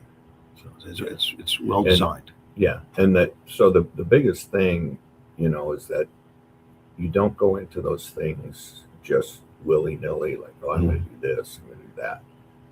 We actually had a plan, and we did the study to find out that we were dramatically short the number of ball fields we needed to support the kids programs and adult programs, and that's why we built it. Then we got a smoking deal on the land, and we had a local contractor built it, and of course when COVID hit, that's what kept a number of the restaurants going, because we'd have teams coming over from California because they couldn't play in California, so they'd come over here and play, and they had tournaments. They have tournaments almost every weekend. In fact, the last year, I believe they had more events than days in the year, because you can have multiple events there, plus the fishing pond and that kind of stuff. Well, it's been used by other. I think the sheriff's office has a memorial wall there now too. Yes, the law enforcement memorial. Yeah. Well, and the park that they're building out east with the lake, and they did, one of the things that I had wanted to do was build from the Veterans Center, go in next to the Veterans Center and build a sidewalk so the veterans there that were still ambulatory enough to go over in wheelchairs and stuff could go over and go fishing in the pond. And they did that, so those well-planned things are great. And then you throw the resurrection of Kennedy Pool on the other side of that, which makes no sense. Yeah. Fits in no plans, and anybody that's pushing that just has not really looked at the plans. It's high cost, and when we made it free, when it was still open, we didn't have anybody that went. And I understand, the emotional connection. Yeah, the emotional connection when they're growing up, that they went to Kennedy Pool and stuff, but things change. It's like, I would love for the Padres to have their spring training here. That was great, but that's not going to happen. No. So, and it's the same thing with Kennedy Pool. If they end up building a splash pad there or something like that, a lot less cost, but you're not going to spend $14 million for five people to use a facility. No. Even when it's free, it's nonsense. And that's a couple of, I think one of the candidates is pushing that, and it's just nonsense. It's Henry that's pushing it. Yeah. He put that down as something that he wants to do. Yeah, and it's idiotic. Right. Yeah, I think I would push for that to go to a referendum if they, but I don't think council has seen the numbers. That's why Kennedy, they've seen the numbers. We did that for 2 years. When you establish, like I said, you plan what facilities do you need, what facilities does the city need, and and that's how you come up with the PAC and why it makes great success, and how if you put in a pool, $14 million pool, the Rice Kennedy pool, why it would be a failure. And I get that. There's all kinds of things that meant a lot of things to me that are no longer here, but they don't work anymore. Like disco. Yeah, disco. Gotcha. I did get rid of my bell-bottom pants. I Thanks. shouldn't have, because they did make a comeback at I one point. I appreciate you but getting rid of them. That's Yeah, nice. but so it's, Kennedy Pool's just gone the way of something else. Well, And we have other pools here. We do. And they're used, for racing. Now if you could get a Olympic pool and all that kind of stuff that for racing and that kind of stuff, maybe that would be a good thing. Kennedy Park is the wrong place to put it. The parking and It's limited. It's they got the softball fields and stuff there, and they're used a lot. They have soccer fields and that kind of stuff. But, Volleyball's used. Whenever I go through there, it's always volleyball. and the skate park, and park's that facility has been repurposed. Right. And they can take out the pool and put in some parking there, and Yeah. probably cut down on the horseshoe. Yeah, the horseshoes I don't see used that much. I mean, I've seen it. Yeah, and see that was another thing. Horseshoes were really big at one point, and now they're not. Pickleball's big. Yes, pickleball is big. Yeah, you put pickleball, that'd be there. Yeah, but I'm wondering how long that's going to last. Don't know. Because as you think about racquetball and handball, Yeah, it used to be big. yeah, and it's not anymore. No. So Pickleball's a lot cheaper to put in a pickleball yes, versus trying to keep a racquetball court Yeah. going. it is. Yeah, It is. it is.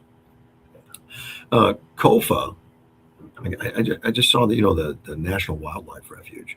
I just saw there's a possible military testing closure alert that just came out. It says Yuma area outdoor spot COFA National Wildlife Refuge may have southern portions temporarily closed on rare occasions for public safety due to military testing. Check ahead before visiting. I've never seen that kind of notice before. It's not saying there will, it says possibly. Well, And we have WTI going on still. Right? yeah, and there are different things. Well, you're a pilot, so you know about NOTAMs, Right. notice to aviators, about when they close ranges, and we used to fire our missiles out in the range, and we'd have to issue a NOTAMs notice all the way up to 100,000 feet that nobody's allowed to fly. A lot of in that's that area. a lot of that you're not allowed to fly anyway. Right. A lot of it. Yeah, and so they're probably. They have the Marine Corps has Predator drones here and those types of things. So maybe they're doing some testing out there. So if you're gonna go out to the National Wildlife Refuge, you might want to check ahead. Yeah. So I brought up the web page of it, and just some facts about it. It says it's 40 miles north of Yuma, which I didn't know was that far out, but it is. It's on the east side of State Highway 95. Yeah, don't go on the other side. Yeah. If you're on the military base. No charge for any visits. Restrooms are available only at the headquarters and visitor center. So other than that, it's just open area. Yeah. Oh, I wondered. I don't know the artillery firing fans, but I'm wondering if they're just like firing some long range artillery rounds through that area. I don't know the impact ranges that well enough. And I used to meet with the Army over there, and they were looking to expand some of it. Yes, they are. And they wanted to take up more space because some of the requirements of the new artillery, but it really doesn't go across Highway 95. Yeah, they were trying to It's not find gonna go an into extended COFA. range Right. out east because the artillery now can Right. fire at long ranges. They got to be able to test. And they had a plan. They knew what they wanted. And Right. they just wanted another strip.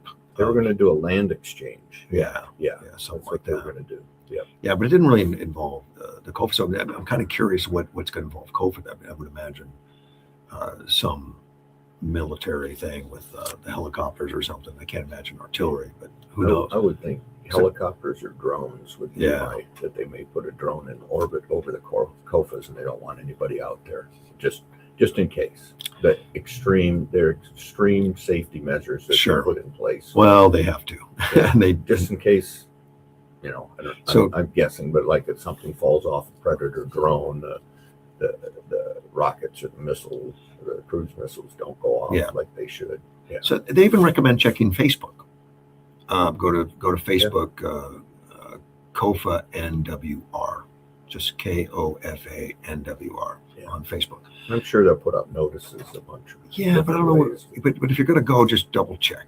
Call the visitor center. So now this has some suggestions on what to do. He says, if you have 15 minutes, just go to the visitor center to browse the exhibits. That's about all, and pick up the brochures. Yeah. But if you have a full day or more, they said drive to Crystal Hill, Palm Canyon, King Valley, Castle Dome, which are all major entrances to the refuge from Highway 95. But before you go, you'll go to the visitor center to get maps and what you're going to be seeing and all that kind of stuff. Right. Lots of water, snacks, insect repellent, sunscreen, other necessities. Dress appropriately, and make sure you have a good vehicle. And they recommend even a 4-wheel drive on a lot of it. Yeah. Because there's no tow trucks running around out there looking for you. Sometimes your cell phones don't work. Yeah, they don't. They mention that. Yeah. And dusk and dawn are the best times to see wildlife. Mm-hmm. And don't offer snacks to wildlife. That's a good that's a good recommendation. Lions, tigers, and bears. Yeah. Yeah. And he says your lunch could disrupt digestive systems. Yeah. I think it's more dangerous than that. Yeah. Bring binoculars and spotting scopes. Walk quietly. See, that's why my friends stop asking me to go hunting with them. Yeah. I don't walk quietly. Being aware of sounds and smells. You will often hear more than you see. Teach children quiet observation. Look for tracks and feathers and all that other stuff. Find your way around. So, go to the visitor center and check that out first before you go.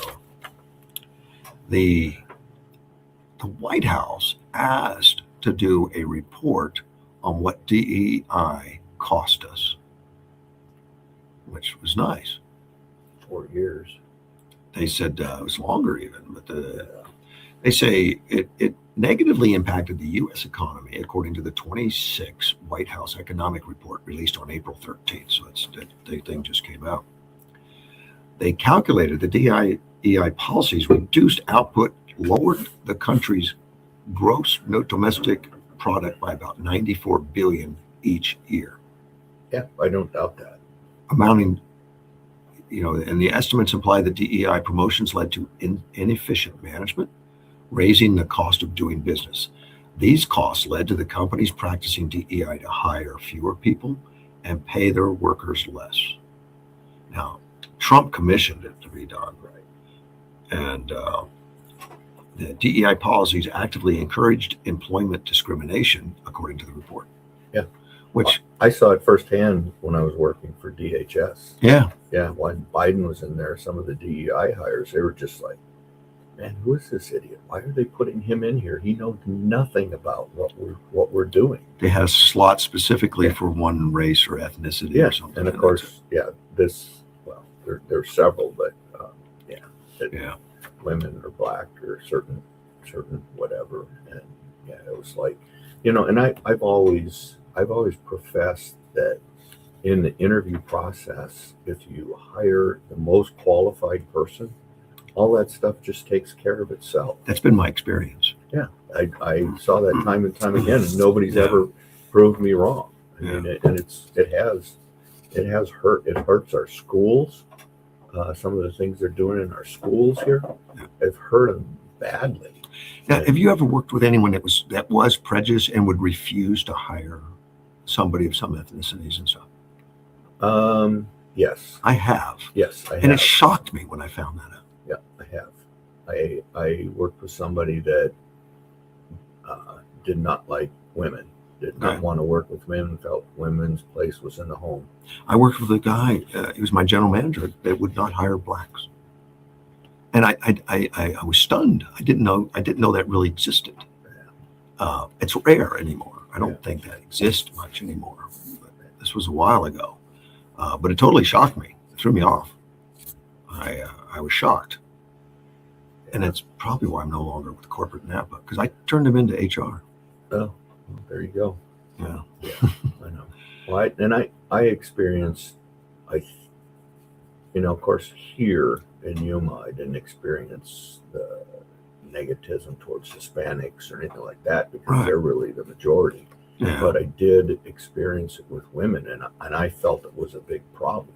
And I didn't really make a big case out of it. I just fixed it, and I just Yeah. fixed it through a natural process. I didn't implement DEI. You weren't I just- looking for it. You were Yeah, just looking for the most qualified. But I knew it was a problem. Now I fixed it in pay scales Right. because Oh, really? Oh yeah, I had to fix the pay scales where men were paid more than women doing a equal job. Wow. And we did some pay studies that came back, and they said, yeah, and this is no kid. This is in whatever 2012 or so, and they said, yeah, but this position is normally occupied for a woman, so we're going to recommend dropping it two scales. And I'm like, what? Seriously, they would say Serious? Yeah, they said that, and I'm like, we're not doing that. Wow. And yeah, so I think I did that with, I want to say three positions that I moved them back to. I just don't see that Yeah, happening much necessity. anymore. I mean, I'm sure there's always examples. Well, I was shocked at Yeah. this point, you know, and whatever, but you know, but I fixed the pay scales, and then I just did the hiring. I just tried to find the best qualified person, and most of the time I made the right decision. Not all the time, but You never can. yeah, but you know, and that just worked out, you know. And I think we had one female director when I got there, and I think when I retired, I think we had 7, and that just all worked its way out. Yeah, and it's been my experience same way. If you just hire the best person, you could end up with a good mix. When Trump addressed a joint session of Congress back in March of 25, he says, we've ended the tyranny of so-called diversity, equity, and inclusion policies all across the entire federal government, and indeed the private sector and our military and our country will be woke no longer. We believe that whether you're a doctor, an accountant, a lawyer, or an air traffic controller, you should be hired and promoted based on skill and competence, not race or gender. It seems like so common sense you wouldn't have to talk about it. That really did hurt the air traffic control community a lot. Oh, it did. Oh yeah, I read about it afterwards when I realized that there was a shortage. That's the reason. Well, and you get somebody that's big. So air traffic control is a skill, but it's also, you have to. I had 4 air traffic control units underneath me when my last command, and you have to be able to handle the stress, and you have to be able to multitask, and you got to be able to talk to multiple aircraft on the same radio at almost simultaneously, And keep track of it. Yeah, and so it's a very good skill set, and you can't put somebody in there that can't multitask. You know, and these people that can do it right are really good at what they do. Yeah. But you throw somebody in there that's like can't handle stress or, you know, whatever, and it goes to crap really fast. And you got planes flying all over the place, and you can't hesitate, and you got to know what you're doing. And DEI hiring and air traffic control, it puts everybody's life in danger. Well, here's what I read about it, is the DEI was able to put candidates in school, but they didn't graduate. Right. So our schools were filled. We had such a high rate of not making it. We weren't graduating the number of replacements we needed. Well, thank God they didn't graduate. Because that would have been, like I said, that would have been a disaster, and that is so dangerous. And That would that's be life and death. Yeah. You know, and we see it. You know, when an aircraft crashes into another, or a fire engine runs into an airplane landing, those are monumental events that affect hundreds of lives. Right. And the ones we've seen recently have not been air traffic controller. It's been pilot errors. Right. Yeah, I've seen some of those. Well, the ground controller one, where the plane ran into the fire engine, I think it was fire engine going across. That was the ground. That was an air traffic controller who was working as a ground controller. Okay. That was his fault. Yeah, but they're usually cross-trained, I would think. Yes. Because you have to hand the ground too. Well, you have to handle the whole thing. But he immediately recognized and said, stop, and they turned off the radio or something. I heard it got stepped on. Is that what it was? Transmission got stepped on. Because we could hear it clearly on the recordings. Yeah, stepped on means somebody else transmitted at the same time. And he couldn't get it. He couldn't hear it. Yep. And I forget what I read about it, but normally fire trucks come up, they still look left, right, and it's never one thing. Right. It's usually a combination of a couple things that leads to an accident. But it becomes so common, I'm sure, for these guys running these emergency vehicles. If they get clearance, they don't look. Maybe I don't know. Yeah, I don't know, because you could see a big plane coming. Yeah, but the good people do, because there's multiple levels of safety, and so even though you're given clearance, you look. It's still on you. Yeah. And you still got to look to see what's going on. You ever driven a car where the passenger says you're clear, go ahead, and not look? Yeah, I think I don't do that. I look anyway. I have to. I usually look, but like it depends on who it is. Like Yeah. if Nicole tells me it's okay, I'll go. But I think I'd still look. I still look. I still glance over. I appreciate it. Yeah. But I'm still going to glance. Yeah. So you don't trust me when I'm in. I do trust you, but I verify. Okay. Good comeback. Lyndon Johnson signed the Civil Rights Act law in 1964, and they put that out there. And it outlawed employment discrimination based on race, color, gender, religion, or national origin. Mm-hmm. Human Resources Department across the country generally abided by the laws to avoid legal action. But things began to change about 10 years ago when corporate offices began adopting new diversity-related hiring agendas. So it was about 10 years ago that it started. Now, Joe Biden put it on and accelerated it on the DEI practice with executive orders implementing, which everyone had to know it was wrong at the time, don't you? That it's discrimination. But there was a justification, and there's still people out there with the DEI. Yeah, it's still a problem in DHS. Trump got rid of a lot of them. Yeah. And I'm not just talking DHS, but I'm talking all the federal departments. Sure. But it's still a problem because, what happened, for the audience, I got doged. Yeah, I know. Yeah, I got doged. That's awesome. And I supported it. Yeah. I supported what he was doing. But one of the things that did happen in the process is a lot of the good people that could get other jobs that were really critical to the organization left. And when they went and got those other jobs. And the people that couldn't get rehired at other places very well, in other words, the slackers, the lazy, whatever, they stayed because they couldn't get another job anywhere else. And so there are a certain number, and there's still some good people there, believe me, but there are a certain number that are slackers that just trying to wait it out, Well, they've the chance of getting fired are slimmer on some of those jobs, but that's changing. Yeah, and I tried to throw some names up and try to get them to the Trump organization, but they didn't all get there. They'll make it. But Biden directed government agencies to seek opportunities. And agencies were all required to submit an equity action plan. Like how are you going to diversify yourself? One of the other impacts is, especially in the schools, when all these requirements come down, is there's all kinds of paperwork, which means you got to hire people to do the paperwork. So you're hiring, I guess, administrators, more people to do this stupid paperwork that didn't exist before. And they didn't give you a budget increase. Yeah, and so the money's not going in the classroom; it's going into people doing paperwork to file to the state and to the feds, and so the money goes to waste and not really where it needs to go. Yeah, well, I'm glad at least our federal government's getting rid of it, but there's still so many people that have taken the name DEI off. Yes, but are still practicing the concepts. Same with sanctuary cities. I don't know if you've seen what Phoenix has done with sanctuary cities. Yes, like they're not allowed to have sanctuary cities because of state law. Right. So they're not having sanctuary cities. They're just passing sanctuary policies and calling them something else. Yeah.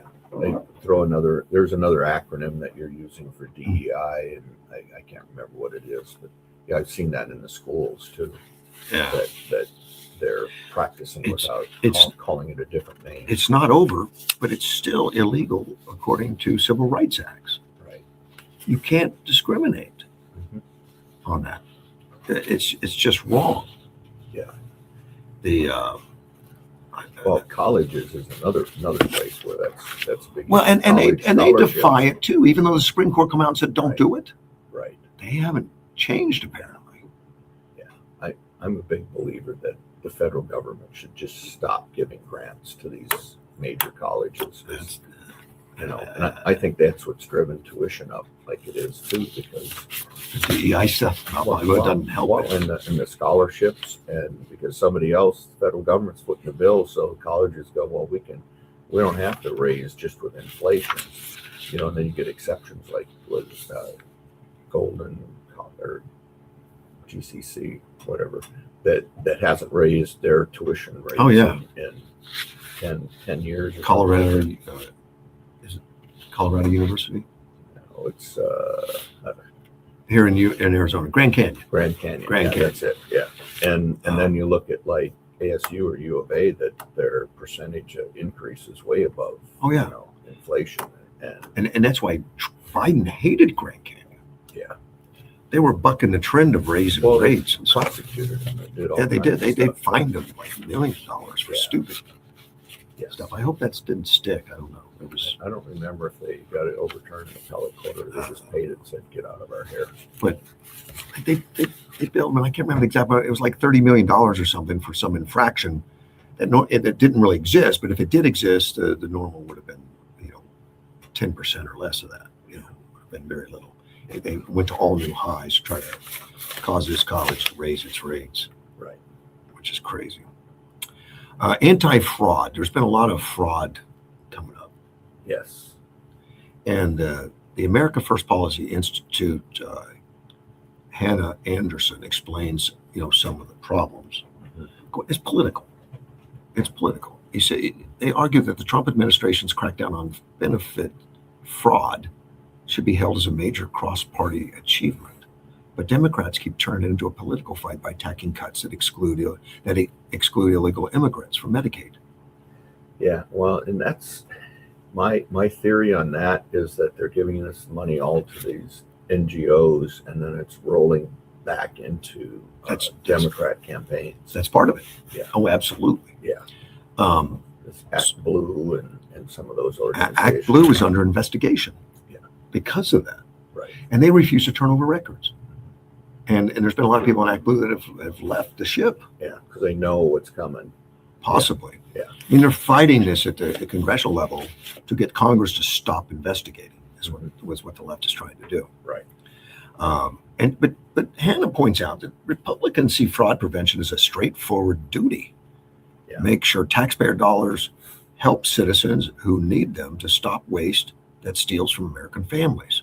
States and the federal government have found billions of improper payments across various programs and tightened eligibility checks in the low-hanging fruit for fiscal responsibility. That reality clashes with progressive talking points that equate enforcement with cruelty. Yeah, I agree with that. Yeah. Well, it's amazing. Obviously, I'm originally from Minnesota, and what's going on in Minnesota is just out of control. And it's been going on for a lot of years. That one Learning Center was 7 years. Yeah, and they've known about it. It's the same thing in California now that they're going after Medicaid and that kind of stuff. 400 organizations the feds just closed down, and the state said, "Oh, we're doing it," and they got like 30 or 40, and then the feds come in and find 400. Well, Minnesota did the same thing. They prosecuted a few people and said, "Yeah, we did it. We were after them." Yeah. Well, and that's because the money's flowing back into Omar's campaign and Walz's campaign. And that hasn't been campaign. proven yet, but that's a suggestion. I think it's really well. They know that there's some of that money has gone into campaigns. Some of these people are campaign contributors. Well, at a minimum, it's buying votes. Yeah. I mean, they talk something about how many millions have flown out of the Minneapolis-St. Paul airport, which is run by, my view, when I fly in and out of there, it's run by Somalis. And the cash flies out of there to go to Somalia. And the gross national product of some of those Somalia is like 50% is fraud money from the states. I think that's dried up. I think that's dried up. Yes. I hope so. Yeah, so they lost, 50% of their gross national product in income since Trump came into office. Democrats, according to this article, continue to attack the administration over cutting illegal aliens from Medicaid. And they're right. I've seen the articles. I've seen stuff on that, and people's claiming that Trump's just throwing people off Medicaid. Trump's throwing people off Medicaid. What they're not saying is that he's canceling the fraud. And sometimes that fraud isn't a real person. And Kennedy talked about that, and when he testified, he goes, well, he said that illegals aren't getting this money, but all those people that were tossed off, he goes, 80% or 90% of them goes were illegals. Right. Yeah, they're illegally getting these benefits. Well, and some of it was like going to Somalia, some of it was going all over it, and there were Medicaid recipients that were billed for things, for some medical hardware that they never got, never ordered, and didn't know it was billed to their account. There was a lot of fraud going on like that. Well, Omar is one of the she's got so many issues, that marrying her brother and all this other crap. But she's got $30 million. So. Well, no, but she when she went to Congress, her net worth was like $18,000. Yeah. And she filed a report earlier that said she was worth $30 million. So now she's under investigation. So she refiled her report saying, no, I'm only worth $95,000. Yeah, she refiled the report. You mean the $30 million was just a mistake? Yes. and apparently that a rounding error. I'd read that came from a winery that they owned, that they could never produce a bottle of wine. Well, it doesn't exist. That's I've heard. They said they can't find where the bottle of wine's ever been sold, or they could find a bottle they've made, or any of that. Yeah. No, she refiled when she found out she was under investigation because she was worth $30 million. She refiled, saying, "No, I'm only worth $95,000." I think it's too late to do that, isn't it? Once the investigation starts, isn't that a little late? Well, I think that probably would be going the term of additional evidence. Yeah, I think so. Yeah, I think that would be worse for her, wouldn't it? I would think so, but you never know. I mean, some of these people just think they can get away with anything. Swalwell, Swalwell is probably the key thing. He's been doing this since he was on city council back in California. Doing the fraud? No, doing getting away with things. Yeah, with the women thing and all that stuff. Yeah. Critics of strict enforcement frame the issue as attacking immigrants, but policy can distinguish between enforcement and compassion, and it is. And like you said, a lot of it, and Kennedy put out 80%, was never going to immigrants or anybody anyway. It was just in their name. Yeah. And it was being stolen. But there are a lot of illegal immigrants that are on Medicaid also that legally cannot be. Right. Well, and the old Mercedes. Yes. Mansion. So I would love to have a panel of critics and ask them, what should we do then? I mean, if you've got a guy that's receiving benefits and is not allowed to receive benefits, how do you handle that? Well, I don't think they want to answer that. They don't want to answer that. Yeah. And not all of it is going to children, like they say, because it's always about the children. Most of it's not going to children. No. I think it's the amount of fraud is like twice what actually benefits going to autistic children and all those kind of things that were supposed to be funded by it.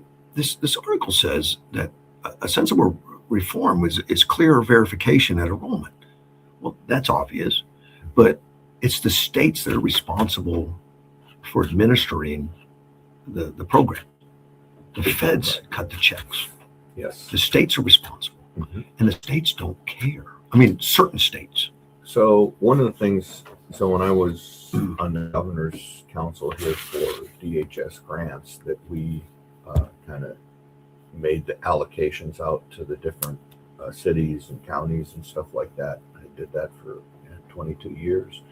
But I did see that one of the grants had been misspent, and they actually made them repay the money and took some of the equipment that they did buy because they bought different things they weren't supposed to. So they made the volunteer fire department repay the money, and it was a lot of money. and they seize the assets that they bought that they shouldn't have bought. As they should. Right, as they should. And that's what needs to happen in some of these. They need to make the states, and as much as they can, recoup the money and whatever they purchased, recoup that stuff and, get whatever they can back. Yeah.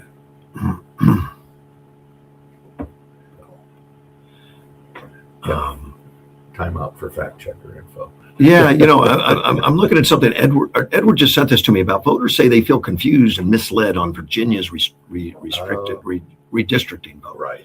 which is going on right now. Well, the answer is vote no. Remove all confusion. Vote no. Is that right? Yes. Well, this one says, I'm looking at this booth, and it says in big picture of our governor saying, "Don't be fooled." And that's what he said of her polling place in Hanover County. Inside the polling place? Yeah. Oh, that's illegal. I would think so. Yeah. Talking about sure. Democratic Governor Abigail Spanberger. She's on TV every day saying, "Vote yes." But they're making it look like she's saying, "Vote no." Oh, it's somebody's taking converting it into a meme. I don't know, but they're in the booth with a picture of the governor saying, "Don't be fooled." That doesn't say to vote yes or no, but I know that's confusing. Well, the real answer is vote no. Vote no on it because Virginia has a independent commission which sets the district and did the district splits based upon the different populations and that kind of stuff. And so there's 6 Democrats, I believe, and 5 Republicans. And Spanberger wants it to be 10 Democrats and 1 Republican. Which is, and then I don't know how you do on that. top of that, she wants to give away Virginia's votes, I guess, Electoral college votes to the popular winner in the country. No matter what they vote for. Yeah, no matter what they vote. So if Virginia votes for one person and a different person gets a popular vote, their vote would be negated and she'd just give them away to the popular vote winner. There's quite a few states have done that already. Not enough to make it, enough to enact it yet.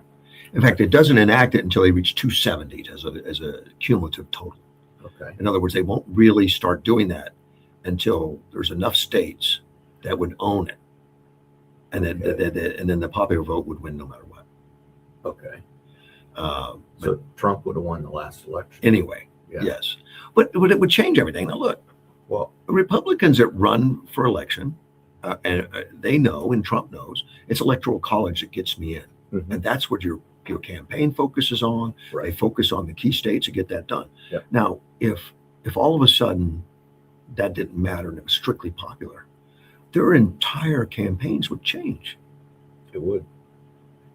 But the Dems think they've got it all figured out. It would automatically mean we'd always be president from every day from now on. Well, and that's why they want the illegals to get Yes. to be able to vote, Yes. but many illegals did vote in the last election. No matter what anybody says, a lot of illegals voted in the last election. And I use this in Minnesota just to how bad our election rules are, how corrupt they've gotten. In Minnesota, you can literally go to a poll with 8 other people and vouch for 8 people. They don't have to show ID. They don't have to validate their name, address, that they're a citizen, that they live in Minnesota. Those 8 people then vote. Yeah, you need one registered voter to say these 8 people are. Yeah. And then you can go to another polling place and do the same thing. That would be There's a different illegal, name. but Well, that's what's going to happen. yeah, but you vouched for them, so obviously they got to be good, right? And so Minnesota's vote, and people ask, well, how did Walz ever get it? How did Walz and Ellison, the Attorney General, ever get in? Well, that's how. That's why this fraud money going to the Somalis, and the Somalis are notorious for this. I don't know how many times some of these Somalis voted, or how many were actually really U.S. citizens, but they don't need to prove it anymore. They don't even need a driver's license. No. They don't need an ID. They don't need anything. But everyone recognizes that they make a big difference, even though they represent like 5% of the total. Yeah, but and it's enough to sway all the elections in statewide elections Right. in Minnesota. And then weird. Yeah. That's And you got this Hennepin County DA wanted to prosecute ICE agents. Another winner. But Hennepin County is where Minneapolis is. Minneapolis, St. Paul is. So it's the largest populous county, and they're radical left. But that's why these politicians don't go after the fraud. It's because it's going to the Somali community, and they need that illegal vote from the Somalis to stay in office. And so even though I believe they get money out of it, campaign contributions out of it, but even though if they don't get any, that's why the Leering Center is happening. That's how you get Omar in Congress, and how you get Walz as governor, and that's how you get these people. Now, they've only been able to maintain a 1-seat majority in the Senate and a 1-seat majority in the House, and that's how critical it is to the left-wing liberals to stay in power. They got to keep this fraudulent money flowing to the Somalis so they can get these illegal voters. Wow. And stay in power. Because if they lose, like I said, it's only a 1-seat majority. If they lose, everything will change in Minnesota. And Minnesota is pretty much, the rural areas of the state are Republican red. And, Minneapolis, St. Paul. Hopefully they come out and vote this time. I think they will. People are really ticked off in Minnesota. They probably knew something bad was going on. They probably didn't understand it was that bad. I don't think the country knew it was that bad. Yeah. Thanks for Nick Shirley. Yeah. He's such an impressive guy. They want to make laws with his name on it in California. The Anti-Nick Shirley Act, Stop Nick Shirley. Yeah. Stop the press. Stop the free press. In Virginia, I said there was confusion. Yeah. It says the referendum committees are confusing voters. There's 2 referendum committees. One's called Virginia for Fair Elections, is the group encouraging people to vote for redistricting. Virginians for Fair Maps are against redistricting. Yeah. Well, and it hasn't been a lot of time. They're rushing this thing through so fast.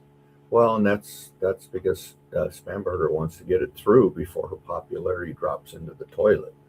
And people really have figured it out. But I'm really hopeful that they already figured it out. I don't know.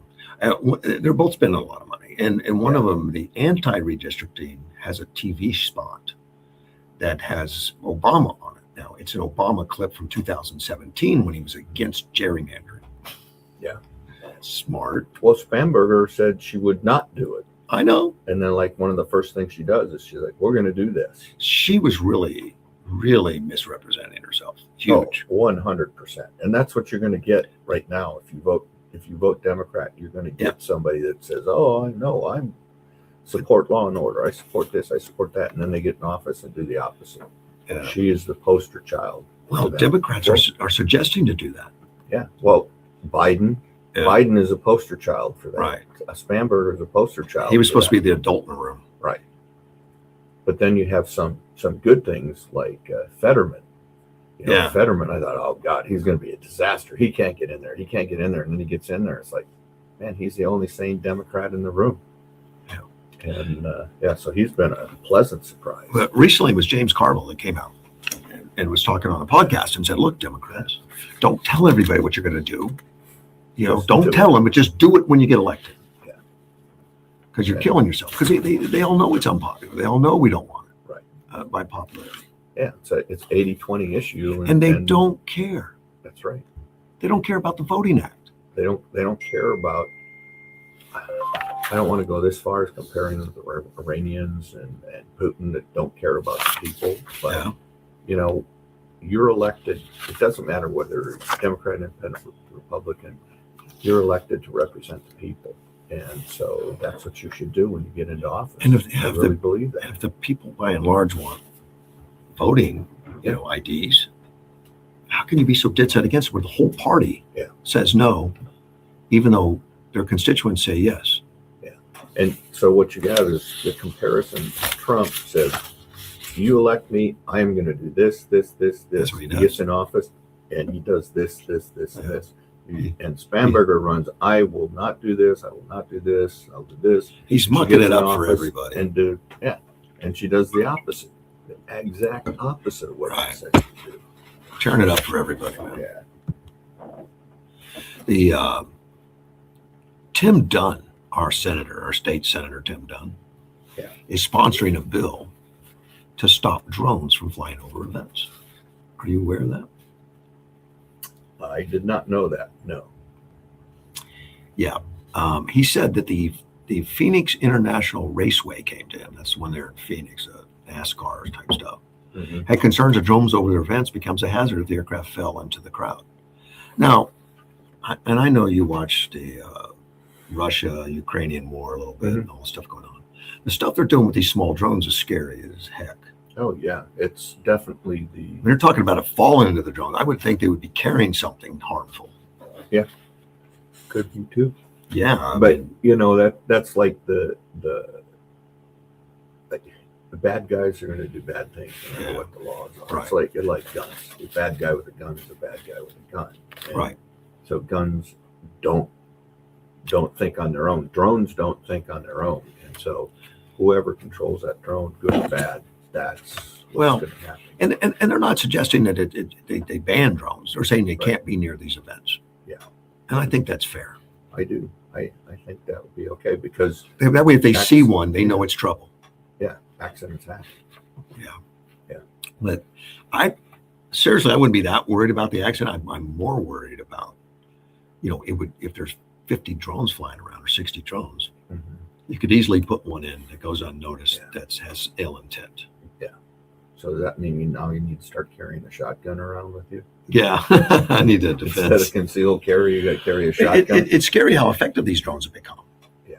It's very scary. And at first, they wanted to keep it 400 feet away or 400 foot in altitude, no higher than 400 foot, which I think is pretty much That's- everywhere 400 feet. That's into the airspace though. 400 feet. Control 400 feet starts controlled airspace. I think you're allowed to fly them below 400, Okay. if I remember right, but you could be right. Let's take a phone call. Carl, good morning. Hey, good morning, Greg. Hey, Carl. How we doing? We're doing Good. You know, from where I'm sitting underneath my mesquite tree, President Trump is doing exactly what he said he was going to do.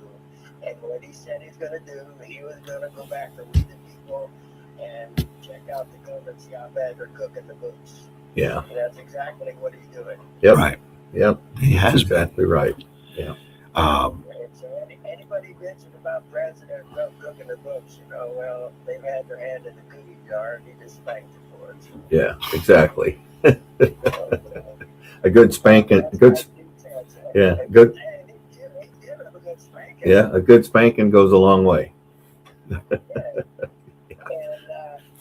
you being in the service and understanding how the military works, in my opinion, I think President Trump is doing an excellent job on leading our military. Yeah, I think so. I think, he's, like you said, he's using them more than he thought he would, but I think he's been very expeditious in his use of the military. So I think it's really good. Yeah. What the Democrats does, they just pissed off the good humor man, and he's so what they call it a good Okay. humor, man. Okay. the good humor man. Oh, have a good day. All right. Thanks, Carl. Thank you, buddy. Bye-bye. Well, I heard Carl just fine, but he did not register on my computer as high. Yeah. As you or I, but I had him up louder.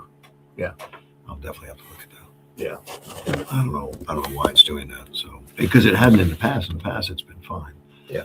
There's something about it I'm missing, which should not be unusual. But these drones over the events, he started off with 400 feet away, and that has been expanded now to a 1 mile bubble around the sporting event. Still 400 feet now, Yeah. but 1 mile. But let's see, at 400 feet, the drone can still fall out of the sky too. So, Yeah, but at least if it's not over crowds, Yeah. it can. 1 mile bubble, that's 5,280 feet, right? Yeah, So, something like that. yeah. So put it around, and that would, Yeah. and that way, if you're running security Mhm. and you're looking for drones, anything close enough, you would stand out. Yeah. That you need to do something. House Majority Leader Michael Carbone, another good name, acknowledged It's designed to keep drone operators from somehow stealing what is going on, paying for it. In other words, taking video of the event. Right. I didn't even think about that. That's interesting. But well, property rights or whatever. Yeah. But the Federal Aviation Authority already does that when the event has 30,000 people or more. Well, Phoenix International Raceways is generally going to have 30,000 or more. Right. So that you would think they would all be doing it. And they prohibit drones within 3 miles of a major sporting event. Mm-hmm. So 3 miles is better than 1. They declare it to be a national defense airspace. Like when the president lands, it's more than 3 miles, isn't it? It's a long ways. Yeah. But there's one representative that is just not happy. Really? Yeah, Alexander Colden, another Republican. It says, Senate 1160 is overly broad. This bill is a significant threat to our First Amendment rights and threatens to turn a lot of fellow Arizonans, including members of the media, into criminals. First Amendment, how does flying a drone, I guess, interfere with First Amendment? You're allowed to film, take pictures of whatever you want? I guess. I mean, if you're there in the stands, you can take pictures. Right. But they're saying that not with the drones. I'm trying to keep an open mind about it.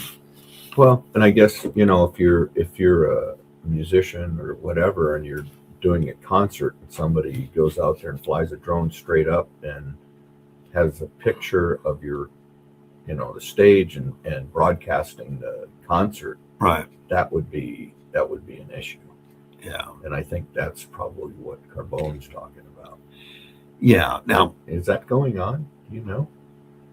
I don't know. What, right now, the bill? No, I mean the drones where they're actually broadcasting pictures of concerts. You can do that. Yeah. I don't know if someone's doing it, but it could be done easily with these drones. I mean, these drones have built-in cameras that come back, and you could feed it to an outgoing Facebook or whatever you want. Cameras are really good too. They are. Yeah. Alexander says the intent of this bill was to prevent people from recording live performances at ticketed events. It's very simple. You say you can't use a drone to record live performances at ticket events without the consent of the organizer. But that's not what the bill does. It says any person flying a drone within a mile of such event is guilty of a Class 1 misdemeanor that would include anyone, media or otherwise, who is simply flying around to look at the traffic or anything else. It would carry a penalty of up to 6 months in jail, $2,500 fine. Surprised the Arizona Media Association has not weighed in on the legislation. Its membership includes radio, TV stations, newspaper, and digital. Lisa Simpson, the association senior president, says, no comment. Yeah. They know the rule. I mean, if the rules are no drones, they're not going to have drones. It's interesting. So my wife and I went to a Gutfeld event. Oh, I like Gutfeld. He's funny. So inside the arena, they had a drone flying. The drone was flying around the arena and stuff. And Gutfeld was like, yes, he basically said, get that thing out of here. He goes, I don't want that out of here. He goes, I better not see it again. And it came around again for the stage. Gutfeld had his clipboard, jumped up in the air and smacked that drone. He did, as short as he is. He smacked that drone out of the air and it went down in the ground and everybody thought it was dead. And it kind of like took off and left. It didn't come back to the stage again. Whose drone was it? Do they know? Well, I'm sure it was the venues. Okay. But yeah, they were. Yeah. The last time I did the fights over at Sun Stadium when we were outdoors, there was a drone flying around. Mm-hmm. And I didn't think anything about it. Right. But we kept having problems with the microphones. We had wireless microphones, and we kept having interference with it. And it would last the whole night, and it was really annoying. Yeah. And at times they were turning off my mic. Mm-hmm. So, and I'd have to go up and say, turn the mic back on. Well, you're getting interference. And they thought it was from Border Patrol and all that. And somebody after the event told me, said, the only time your mic screwed up is when that drone flew right over you. Right. The drone was blocking it all. Yeah, the frequency interference from the drone. Yeah. And the people that were running it, Yuma Flight Lead, they okayed the drone. Mm-hmm. And they didn't put it together that's what was causing all the problems. People don't look at that because a lot of the drones now will fly in the 2.4 gig or the 5 gig frequency band, usually 2.4, and a lot of the wireless microphones, Oh, right just in like there. our Wi-Fi, it's all in the same frequency band. Of course, you can change those Yeah.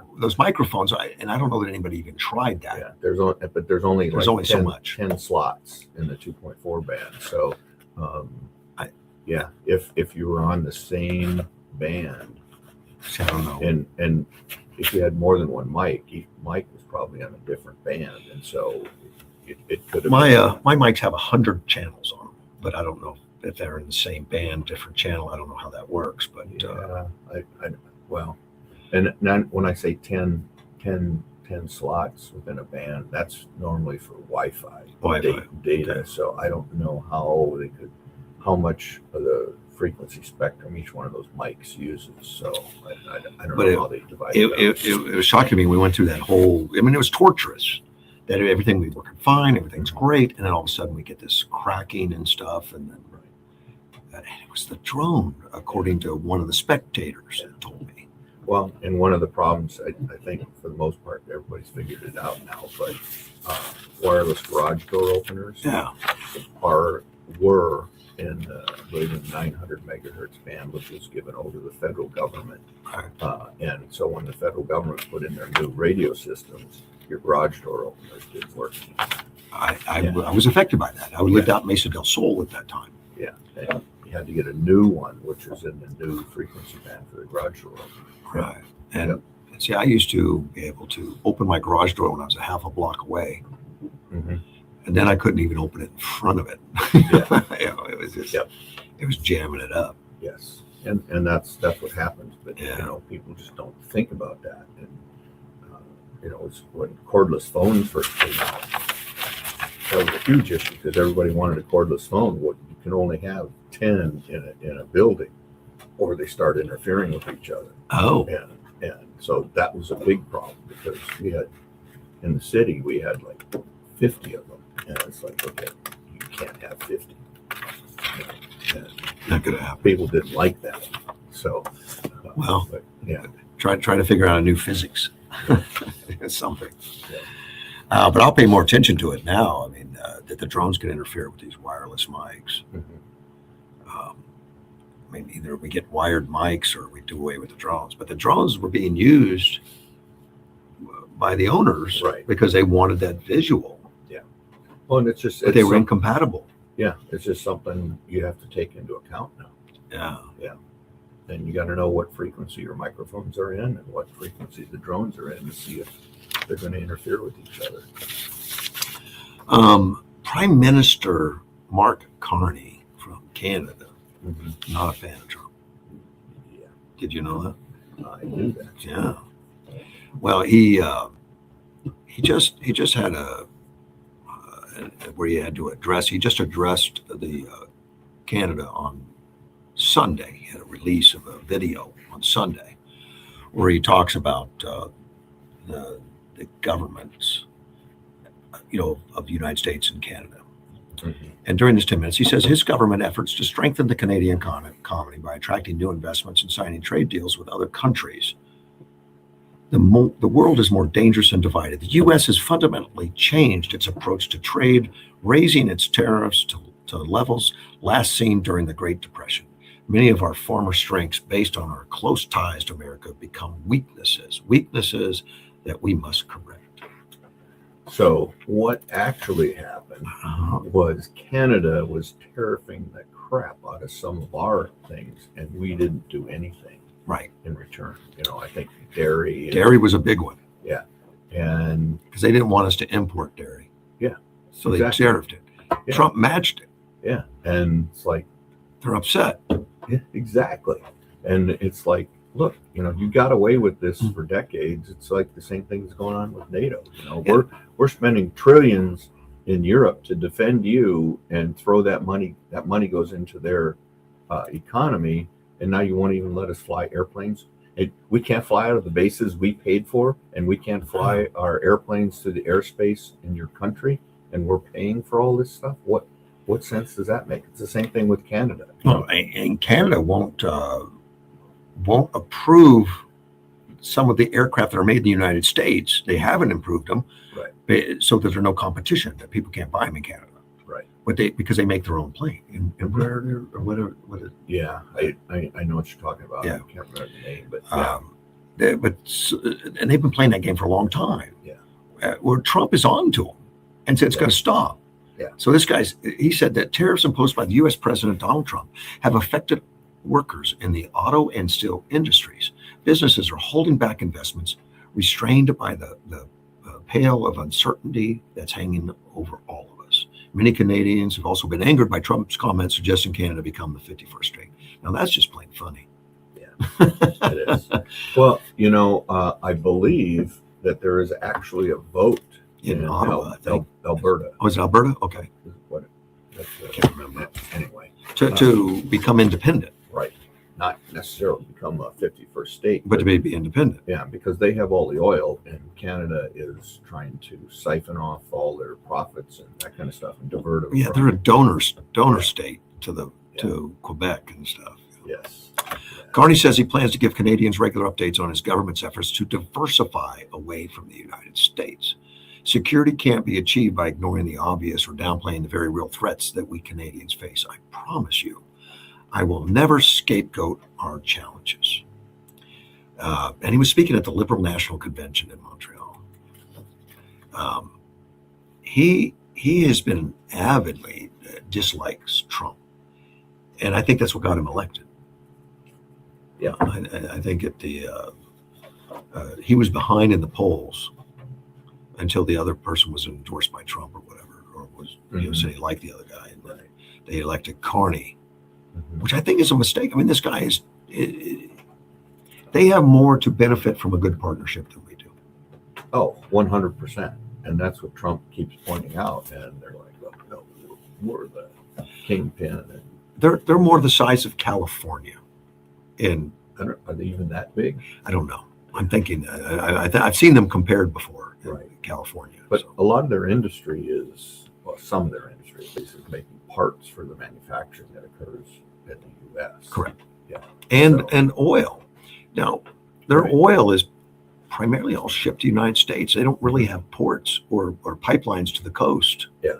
They can't ship it offshore. They have to ship to us, and we ship it offshore. Right. I believe that's one of the things Alberta is getting ready to do, another pipeline. They want to get quick approval by Trump so they can get it in before, just in case a Democrat comes in 28 and tries to stop the pipeline.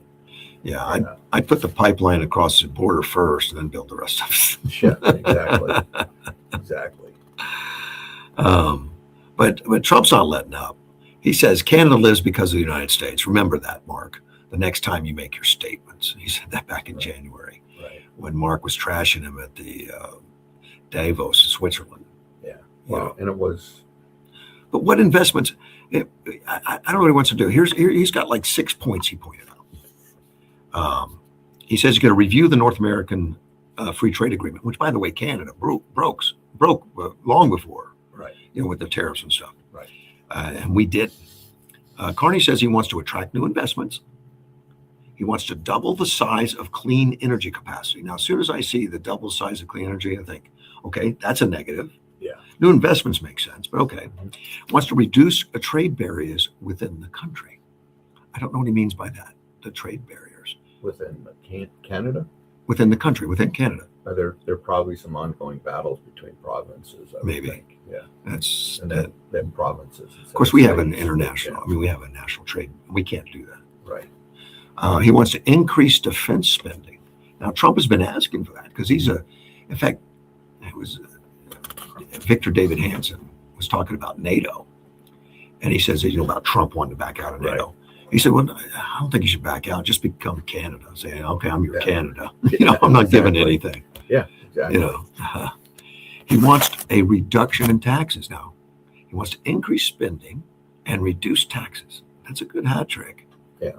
And he wants to make housing more affordable. Okay. How? Well, it's like the... How? Yeah. I mean, if you're going to reduce taxes, that's a good campaign promise. Mm-hmm. Well, there's a number of places, though, on I kind of agree with your skepticism, but there's a number of places when you reduce taxes, you actually can increase revenue because people will then invest. And That is true, and Yeah. Reagan did that to right, great success, and I think Trump does that to great success. yes, But I didn't know Carney would be thinking along those lines, but you're possibly right. Attracting new investments, and what would make people want to invest in Canada? don't know, They don't quite have the freedoms we have, and they quite have no. Their Medical system is terrible. terrible, And it's free though, just like in Cuba, but you can't get a doctor. it's not free. Well, They pay for it. yeah, I don't know it comes what out they of the pay in taxes. I don't know what their tax rates are, but I would suspect if they're free medical, that they're paying a lot in taxes. Of course, they can increase defense spending without doing much because they don't spend much. Right. They could go up 10%; it wouldn't hurt them. Yeah. But he's not anywhere near NATO levels, and he's made the comment that he's not going to be, which even emboldens Trump even more. Like, we need to restructure this thing. Right. It was built after World War II Mm-hmm. to stop Russia from invading Europe. Yeah. It didn't stop Russia from invading the United States. No, there was never. I don't think that was ever thought of. It was a gift to them that we joined them. Yes, to stop further aggression in the future. Yes. Yes. And to make the world more stable is what we were. But he says we have to take care of ourselves because we can't rely on one foreign partner in the United States. We can't control the disruption coming from our neighbors. We can't control the future on the hope it will suddenly stop. I would like in his head and ask him, what is it that Trump's doing that's other than insulting him? That's probably a personal thing and not a policy thing. Yeah. Does he call him a low IQ? I don't know. I don't know if he's used that with Carney or not. I don't know. He says Canada has been a great neighbor, standing with the United States in conflicts, including Afghanistan plus 2 world wars. And I have heard, and I haven't researched, but that Canada had a very strong military in World War II and had a lot to offer. I believe they did. They contributed a significant amount. Yes. I don't know about Afghanistan, but I know their military prowess is supposed to be greatly diminished from what it used to be. I think, yeah. I don't know for sure, but I think they had a small presence in Afghanistan. Afghanistan. I don't know if it was like a company level presence or what it was, but it was pretty small. He said the U.S. has changed. We must respond. It's about taking back control of our security, our borders, and our future. So maybe he'll put up a fence. That would be acceptable, wouldn't it? Yeah, something. Yeah, we should put up a fence and do all that. Although we'd still have to let people over because all the hospitals on the northern border rely on Canadians. When they can't get medical care in Canada, they come to the United States. Oh yeah, they do. All along the northern border. Yeah, and that's pretty common. Yeah, but nobody in the United States goes to Canada for medical. So Canada had 2,500 to 2,800 personnel in Afghanistan. Okay. So, It's a pretty small contingent, but that was big. Yeah. It's something. Reinforced battalion, something Yeah. like that. Yeah. I mean, that wasn't nothing. I mean, Right. Yeah. They did. They contributed. that's a lot more troops than what Europe sent to Greenland to scare Trump. That was so stupid. But they sent That like was- 13 people or That something. was so stupid. Some And countries then sent they like made a big deal about it. Yeah, like- Just one of the nonsensical things. we sent our guy to Trump. I mean, literally a guy. Some of them sent one person. And what they want to save a short time. Yeah. Wow. They realized Trump wasn't going to invade, so they didn't need 13 people. You know, and a whatever they are the president or whatever they are, Denmark, whatever his title is, Yeah, I don't know. prime Probably king. minister or something. Yeah. Whatever it is.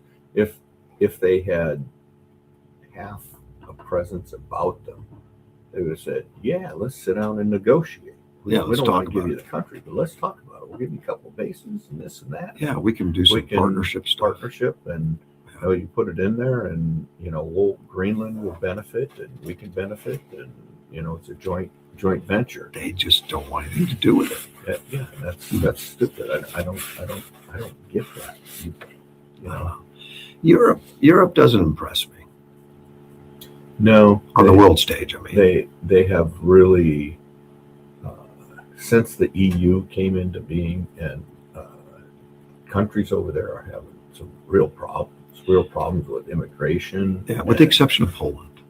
Yeah. Poland seems to be tough. There are a couple of countries that are doing fine, Yeah. but a number of the countries like England and stuff are really. France has been, Spain, as we know, is Terrible. on the verge of bankruptcy. But Poland somehow has pulled it all together. They have a strong military presence, and it's meaningful. But they got real threats because they think they're going to be invaded. Yeah, well, they have been in the past. Yeah. That was one of the first places. But they're part of NATO. NATO's supposed to come to their rescue. But who would trust, Spain and France and Germany? I don't know. They don't have that much compared to, and it was explained to me that the European Union, population-wise, is bigger than us, right, by 100 million or better, and their actual gross national product is actually bigger than us. Their entire group of military wouldn't even come close to the United States military. They're not making the investment that they were supposed to with the agreement with NATO. Right.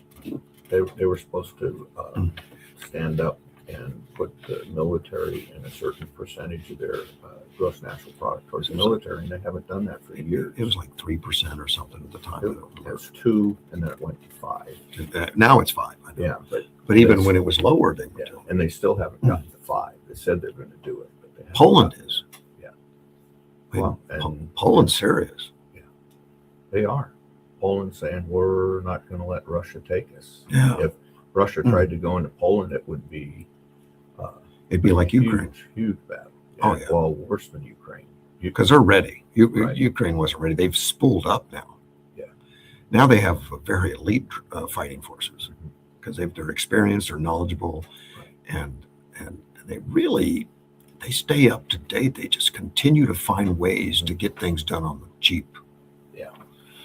They're in fact in Iran, since we're down in Iran and all that, they brought Ukrainian drone people in to help our fleets. Yeah.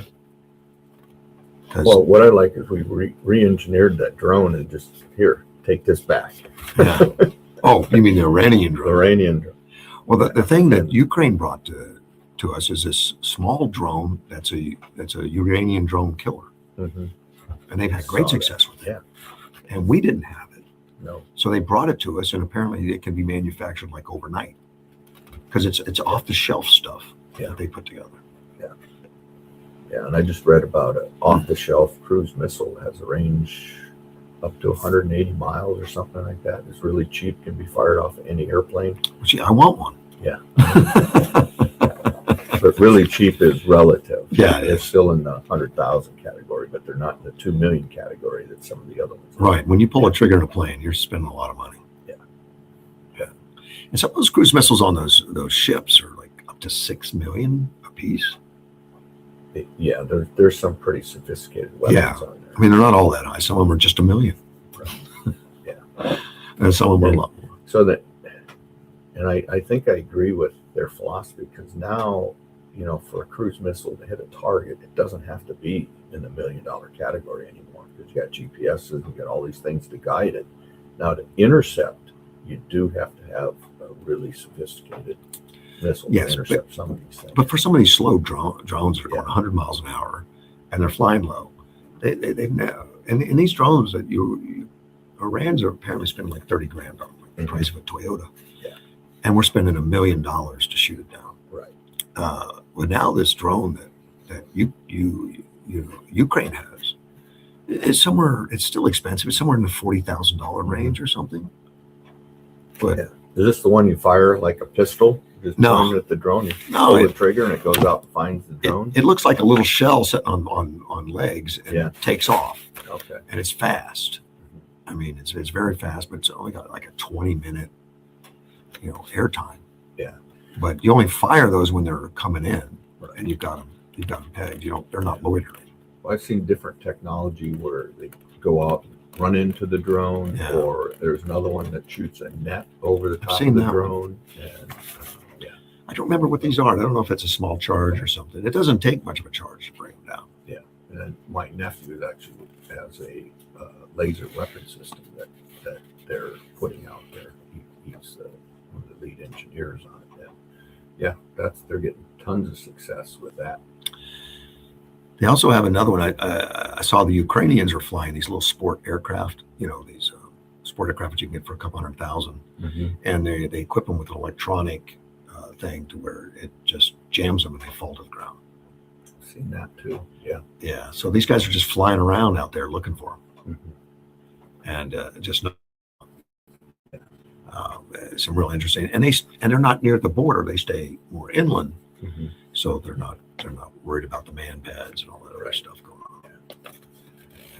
Yeah, Stuff that interesting. could hurt. Warfare has changed a lot. Totally different, and I think the Ukrainians just out of necessity. Yeah. I think we're more innovative. Yeah. So what's interesting is, of course, the weapon system that the Marine Corps retired Hawk weapon system. They took all of that, the retired missiles, because it was like an incredible number of missiles, and they gave it to the Ukrainians. They gave them all the Marine Corps missile systems, and of course, they're kicking butt over there. They're shooting down the cruise missiles, the drones, everything. So this weapon system that we got rid of is like kicking butt over there. Yeah. Yeah. We need more kicking butt is what we need. And now, since the Marine Corps got rid of that, now they're struggling to get that capability back. And of course, in a modern weapon system. But yeah. The California regulators are killing the charity firework for America 250th deal. There's a place in California, it's California Coastal Commission, rejected the permits to let them do it. And they've raised money over the last 14 years. They've raised $2 million for kids in Long Beach. So it's in Long Beach. Yeah. And it's a private organization. It costs the city nothing. It costs the state nothing. An organizer named John Morris does it on July 3rd. The event's fully funded by local community. This community pays for everything. City fees, the city doesn't even give us a break. We pay $20,000 to the city for police and fire, which I'm fine with, because there's 100,000 people enjoying the fireworks. So it's a total private deal, which is a big deal. And they said no. They suggested that people don't do fireworks anymore. We want you to do drones. Yeah. How ridiculous is that's just unbelievable.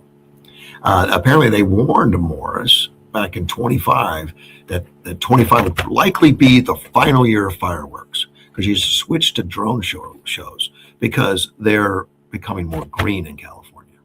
Of course. Yeah. So they want the lithium batteries flying around instead of the fireworks. Yeah. Exactly. But at the same time that they denied the permit, they issued a permit to SeaWorld to where they can do 40 nights of fireworks. Well, in Disneyland does. Well, we don't want to mess with those guys. Yeah, no. But Disneyland's almost their own country. But John Morris raising money for kids, we're not going to have that. Yeah. And this is for the 250th celebration. It was going to be a big deal. And John says they get 40 nights in Mission Bay, and I'm asking for 20 minutes. It doesn't make any sense. Yeah. And it was an environmental now. He says, we've had 10 years of environmental studies. We tested the water before and after the fireworks, sent a robotic camera into the bay to check for debris. There's never been any. It's been spotless. So he knows California enough to know, get your ducks in order. Yeah. He's done all the testing. Yeah. Apparently, you may not believe us, but they don't care. Yep, that's pretty much California. Joshua Smith's a spokesman for the California Coastal Commission. And he says, the permits are determined on a case-by-case basis, citing environmental concerns to protect the bay. And he confirmed that SeaWorld receives a permit allowing 40 nights of fireworks. And he reiterated that decisions are made individually and declined to provide further details. Of course. So they must have been a big contributor to the campaign, Probably. to Gavin, or maybe? Yeah, to the campaign, or to their organization coffers somehow. Yeah, but how dare you do it for the kids? Yeah. And they killed it. And I'd be willing to bet you that the publicity and having this stuff on the news and all that makes no difference to them. They just don't care. They've gotten pretty radical. Yeah, Yeah. they have. So I'm thinking they're not going to change. Nope, I don't. Well, we'll see. If they get a Republican governor, I think some things will change. 50% cut. Yeah, I'd like Cutting personnel would be a good start. I'd like to see that. Unfortunately, I haven't been that optimistic. Yeah. Uh, We'll see what happens. and Schwarzenegger was the last one. Right. Yeah. Some activists just got arrested in Wisconsin. There were 24 animal activists that were arrested out of the 300 to 400 that showed up. New York Times said there was 1,000 activists participated, and these activists were animal activists. And they went to a farm where they attempted to free 2,000 beagles from a licensed breeder. Yeah. I don't know where I fall on that. Beagles and a licensed breeder. That It was for sounds biomedical testing. sounds like animal cruelty to me. Well, maybe. Yeah. I wouldn't like my beagle tested, if I had a beagle. I don't know where I fall on this one. But a lot of times they use animals to test like makeup and stuff to see if it makes their eyes sore or something, eye drops and things. But I don't know. I don't. I'll be honest. I don't like But- that. But now they planned this beagle emergency for weeks. So law enforcement and the facilities were all prepared. So when 1,000 showed up, according to the New York Times, 300 to 400 according to the county sheriff, they had police, they had security, they had everything locked. And it's just, they're not smart. They should talk to Antifa to see how they keep this stuff private. Law enforcement ended up using rubber bullets and tear gas for the beagle rescue people. They were pretty serious. Yeah. I would think that they would go there and see all the police and turn back. Apparently not. They did not get away with any beagles at all. 26 people were arrested. No dogs were taken. In March, they did the same thing and got 22 beagles. Now, this facility, this is a licensed breeder. They lost their license. And the last day that they can breed is July 1st, and they have to shut down. Well, and these guys couldn't wait, I guess. Yeah.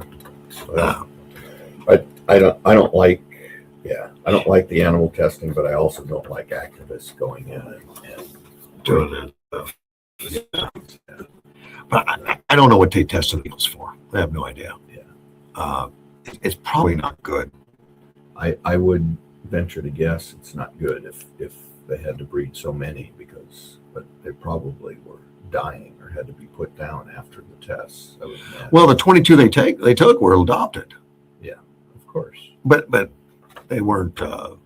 I guess they didn't have to put them down or anything. Well, maybe they hadn't.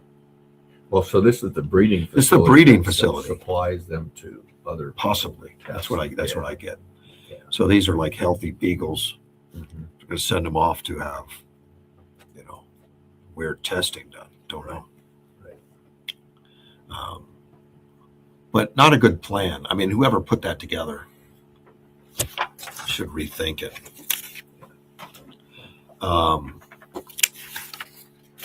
Let me see. New Top Gun movie coming out Yeah, Top Gun 3. I saw that. now, and Tom Cruise is returning. He's going to play Maverick, Pete Maverick. I didn't even know he had a first name. Oh yeah. Yeah. Pete. Okay. Yep. I don't remember that. Top Gun Maverick, though the newest one, the one that was released in 22. Mhm. Do you know how much money that thing earned? It was in the billions. I Yeah, know. 1.5 billion at the box office. Right. Apparently, it rejuvenated movie theaters after COVID. So why would he want to do another one? Well, Let me think. that's the only thing. Well, that was Edward's movie. Oh yeah. Yeah, Okay. Edward spent a lot of time on set. He's the one that I think he had something to do with the financing and stuff, which he's Paramount. Right. Paramount Productions, not Mhm. not pictures. Right. But he was engaged somehow in that movie Yeah. and was able to help and do that one. Well, the first one was a tremendous success. It Yeah, made 1986. it made a couple hundred million, something like that. Yeah, and 86 money. Yeah, and that was good. And then yeah, you come up, and I know the second one was really anticipated by the public. I know people were It waiting for was, that. and I think it was Yeah. well done. We had a secret jet show up and all that stuff, Oh yeah, which is now more reality. Yeah. It's like the F-47 or something. something like that. Yeah, I Yeah. know. So my kids, the original Top Gun, my youngest and my oldest, had almost every line in the entire movie memorized. Oh, really? Oh yeah, and they would like sit down and start talking, and they'd just go from one scene to the next, talking and in exact words for that. Oh, I'm not going to say the entire movie, but they had it down. It was a wonderful movie. They did a Yeah. great job.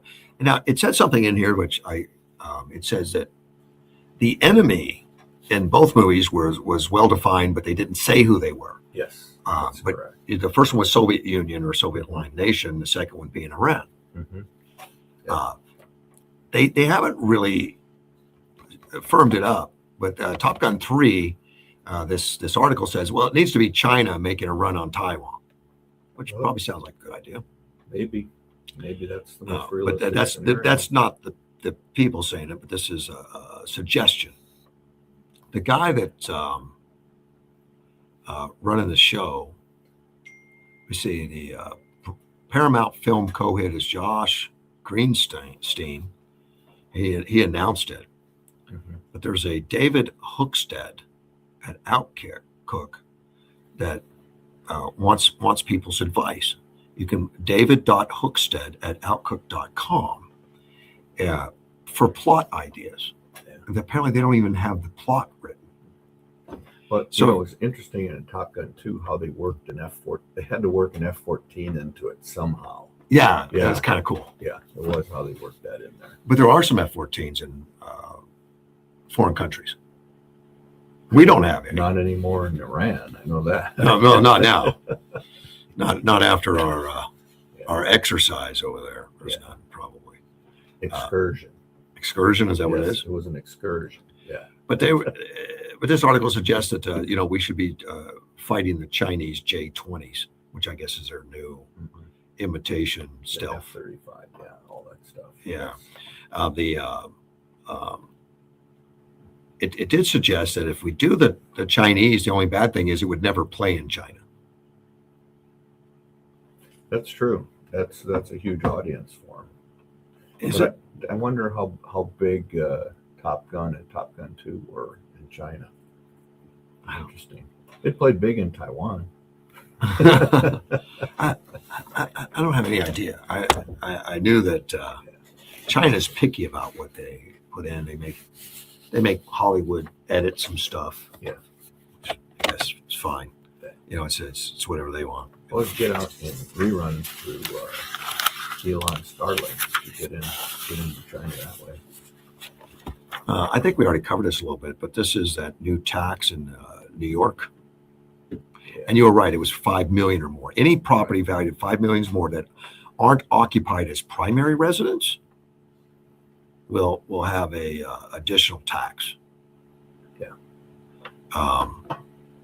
It's for non-residents for second homes. Now, the administration says the goal would be to raise 500 million a year by taxing 13,000 homes. That's a big chunk. Yeah. They're already paying a huge amount in Yeah, property tax. that's additional to what they're already paying. Yeah, one of my nephews does have an apartment there, but he lives there. I think Is it worth 5 million? Well, he's going to have to pay an extra tax. But if there's but he occupies it full time. Oh, okay. Well, there's not going to be any residence, extra. so, But if there's a study on how to destroy your state, they need to be paying attention to California, Illinois, and New York. Yeah. Yep. And they don't get it. I mean, she chased the billionaires off Kathy Hochul did a couple of years ago, saying, "We don't need you. Go ahead and leave. Yeah. We don't need you." Then she's begging for him back, And now they're going to double down. and now they double down because they need money. They give it away. Well, they're hundreds, billions in debt. Yeah. They don't know how they're going to make things happen. And they've cut the police department probably as much as they can cut. You know, and now Montgomery wants social workers out there, so he's got to figure out some way to pay for all of it. But I think in the end, the more he increases their taxes, the more their revenue is going to go down. Your favorite senator's in the news too again. Mark Kelly. Yeah. Not your favorite. Not my favorite. He is out there he's trying to court the teachers' unions. At least that's the recommendation is why he's doing it. But he wants to cut off all these other support for ESAs across the nation. Well, he and Katie Hobbs are trying to, yeah. But he's not worried about just Arizona now. He wants to go all over national. Yeah. Well, Trump's doing the opposite. I know. Yeah. Kelly doesn't have much of a chance. He's just trying to get on the bandwagon to get support. They say he's preparing to run for president, which I believe. So he's courting the National Education Association and the American Federation of Teachers, and he wants to kill the credits because he wants to promote they promote competition for their monopoly over public schools. I mean, they put that in writing. That's nice. They want to get that monopoly back. Now, taxpayers can get credited up to $1,700 for donation to scholarships organizations that fund tuitions. He wants to get rid of that. Scholarships can also pay for tutoring and other services. He just wants to get rid of any competition to public schools. Yeah. And he's out promoting this. That's good for him in the state of Arizona. The ESA is very popular in Arizona. It is. I mean, it was overwhelmingly approved for the voters. So Yeah. I would think that he's trying to placate the base and trying to shore that up. And yeah, I think that's old school, behind the times. And it actually, and something I guess maybe I knew, maybe I don't think about, but this article points out that it won't save the state anything because that money comes from the federal money. Well, and if ESA goes away, the money goes away. The kids would go back to the public schools, and then the feds would pay the public schools. Or they just stay. But it doesn't homeschool, and they Yeah. just have to front the money themselves. But one way or another, it's not a money saver. Well, ESA is a money saver. Well, yes, but I mean, Kelly killing the ESA would not be a money saver. No, it would cost more. Yeah, but that's tax and spend. That's more tax. And But spend, Kelly accused the ESA of busting the state budget. which is not true. No, but he points out it's 8%. It's only 8%. But yeah, it is only 8%. But it was actually didn't raise the overall budget. It just shifted the money Right. from the public to the private. Mhm. Although it's cheaper to go private. It is. It's a lot less expensive for people to homeschool and private school than it is the public school. This article suggests that it won't go far in the current Congress. But it's a marker of where he wants to take his party. It's a statement, but about his political values. But everybody's jumping on this bandwagon to go, lefty, go far left. Yeah. And I'm waiting for the Democrat to come out and say, no, I'm going to be center left. And Well, that was Virginia. yeah, She was a moderate until she won. right. Biden did the same thing. He was never this Oh, left-wing gosh. guy. And he was always But hair sniffer and all that stuff. He absolutely ran as a moderate and the adult in the room. And he was absolutely horrible. But I don't know how much of him was really there. Yeah, well, I think other people were running the office. Not him. Yeah, like the auto pen. The auto pen and that close circle around him was really running things, not him. I don't even think they consulted him on a lot of the things. That's a suggestion out there. Well, I think it's more than a suggestion. I think I think it, I think that's even really obvious to Democrats out there, at least the moderate Democrats, that Biden was not running the show. But I think a lot of them basically just don't care. They don't. They don't care. No, they were about stay in office, be in control, have the power. Yep. It wasn't about the make America great again. No, it was to promote the outlandish things that they wanted to work on, DEI, trans, and it got out of control. I mean, it was so out of control. It just kept getting deeper and deeper and deeper. More and more people coming across the border, more and more money being spent on fraud. If Kamala had been elected, I don't know if we would have survived. I don't know. We would have been Spain. Greg, I appreciate you. Thanks for coming in. It's been 3 hours, actually. Yeah. So thanks. I need to get up and walk around. Thank you. I'll be back tomorrow. Mortgage One Studios with Russ Clark.